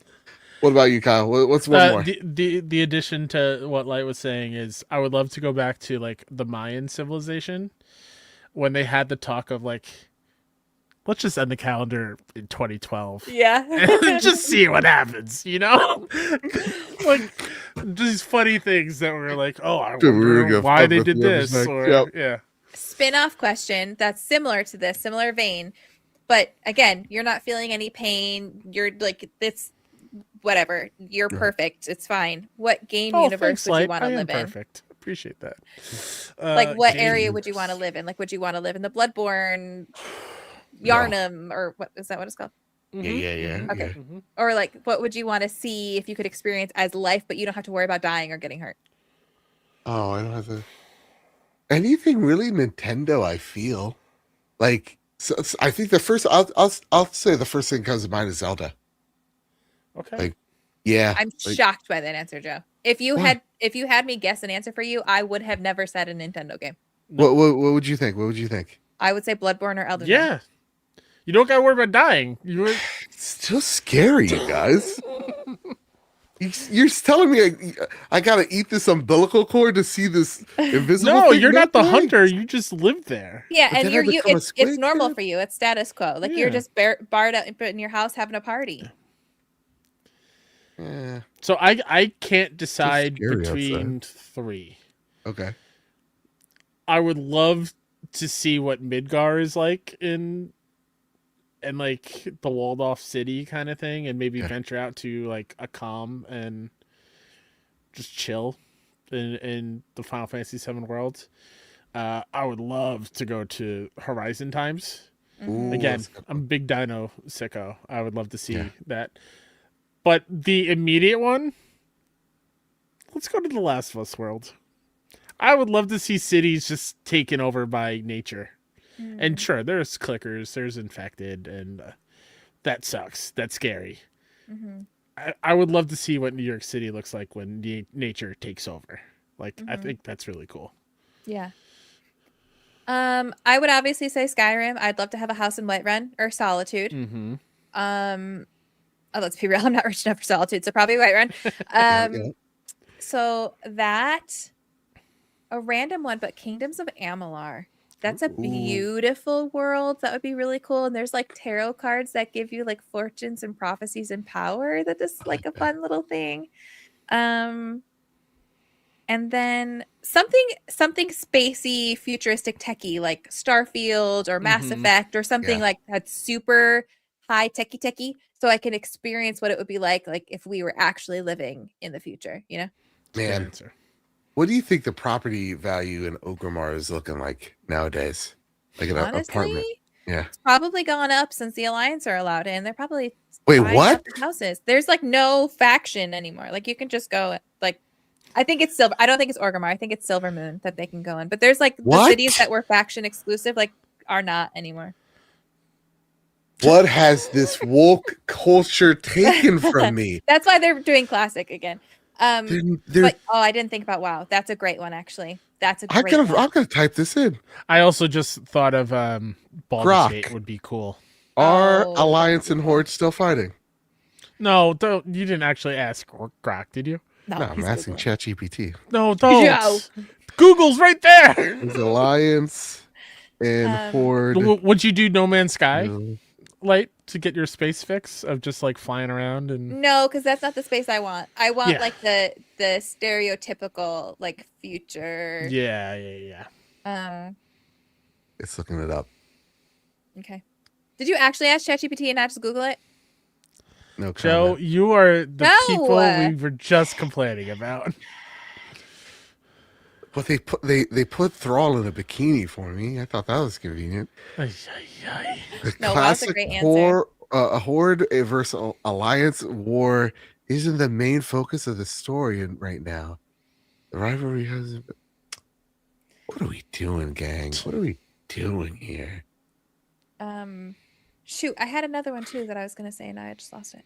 Oh well, I- that's not been good. I could say one that I would absolutely avoid completely, and that's Dead Space. No way. Oh, No, same thing. Same thing with like I'm loving Cyberpunk. I would never want to live. Oh. I would never want to live in Night City. It's disgusting. Yeah. I couldn't. It's gross. You're like Agreed. you're randomly just getting murdered for no reason. Yeah. There's just trash everywhere. Like, Would you go to Witcher? Yes, I would, but not in Velen. Fair. Velen probably smells. Yeah. I got to do more research. I got to. Animal Crossing is a good one. I saw someone say Animal Crossing. I just worried I'd get bored after a while. Like that would be fun for a nice month-long vacation, but then after that, I'm good, I think. Caveat here, very specific thing. I would love to go to Borderlands, Pandora, but everyone still needs to look cel shaded in my perspective. Yeah. Because I think that'd be cool. Yeah. Or like Outlaws would be really cool. I'd love to go like in Star Wars universe. Oh, any universe, Star Wars. I'm a scoundrel. Oh my goodness. Stefano, you are crazy. What's Stefano in chat goes, hot take. The Resident Evil 7 house would be a nice place to live, minus the Baker family and the rot. So minus everything. I'll take that house. That house is terrifying and gross. I'll take the castle minus Lady Dimitrescu and her kids. Yeah. The Baker house is wild. I love it. No, I love it though. The Baker house is terrifying even with nobody in it or the rot. That house was falling down. Fair enough. I just like imagine Stefano just sitting at the table, just having a nice meal. Black goop monsters are down in the basement. Wild stuff. Well, listen, gang, that's been the trophy room this week. With all that said, before we get on out of here, Kyle Stevenson, is there anything you'd like to spotlight before we take our leave? I went really hard on review stuff over at 61 Indie this week. A lot of games, so go give it a read, a listen, 61indie.com. There's also a review up that I did not write for the game Relooted, which I think is a great review written by Will Cruz, who's helps us out on 61. Is that out on PlayStation or no? No, I think it's Xbox and PC for right now, but yeah, go give that a read. I love you all very, very much. Mr. K-Set pretty much everywhere. And yeah, that's it. Be kind. Love each other. Do something fun. Play something good. Try to chill. Just chill. Yeah. Get out of your own head. I'm saying this out loud to give myself my own advice. Get out of your head. I like that. No, I've been desperately needing that. Yeah. Light, what say you? Anything you'd like to spotlight before we get on out of her? You can follow me at Lightweight Gaming for all gaming content. I finally beat Yote, so I'll be starting a new game on Sunday. Not tomorrow. I've not recorded anything yet. So hopefully Sunday, if all goes according to plan. I don't know what yet. I'm still deciding. I was originally thinking the next Final Fantasy, but it's also like really long, and I don't know if I have that in me right now. I think I need a couple shorter games before I dive into another long playthrough because it took me so long to get through Yote. So I don't know. But anyways, subscribe to me over there so you can see what I play. Also at Lightweight Reacting, I'm finally diving into the Star Wars universe. So fun story. I've always considered myself a Star Wars fan. I thought I had seen a lot more than I actually had. And watching through these, I realized how much of a poser I was. So that's been fun and eye-opening. So I've just been lying to my gaming community for like years because I really haven't seen much of it, which is awkward. But anyways, that's been really fun. So Lightweight Reacting for my Star Wars journey over there. And just to remind you guys, like we said at the start of the show,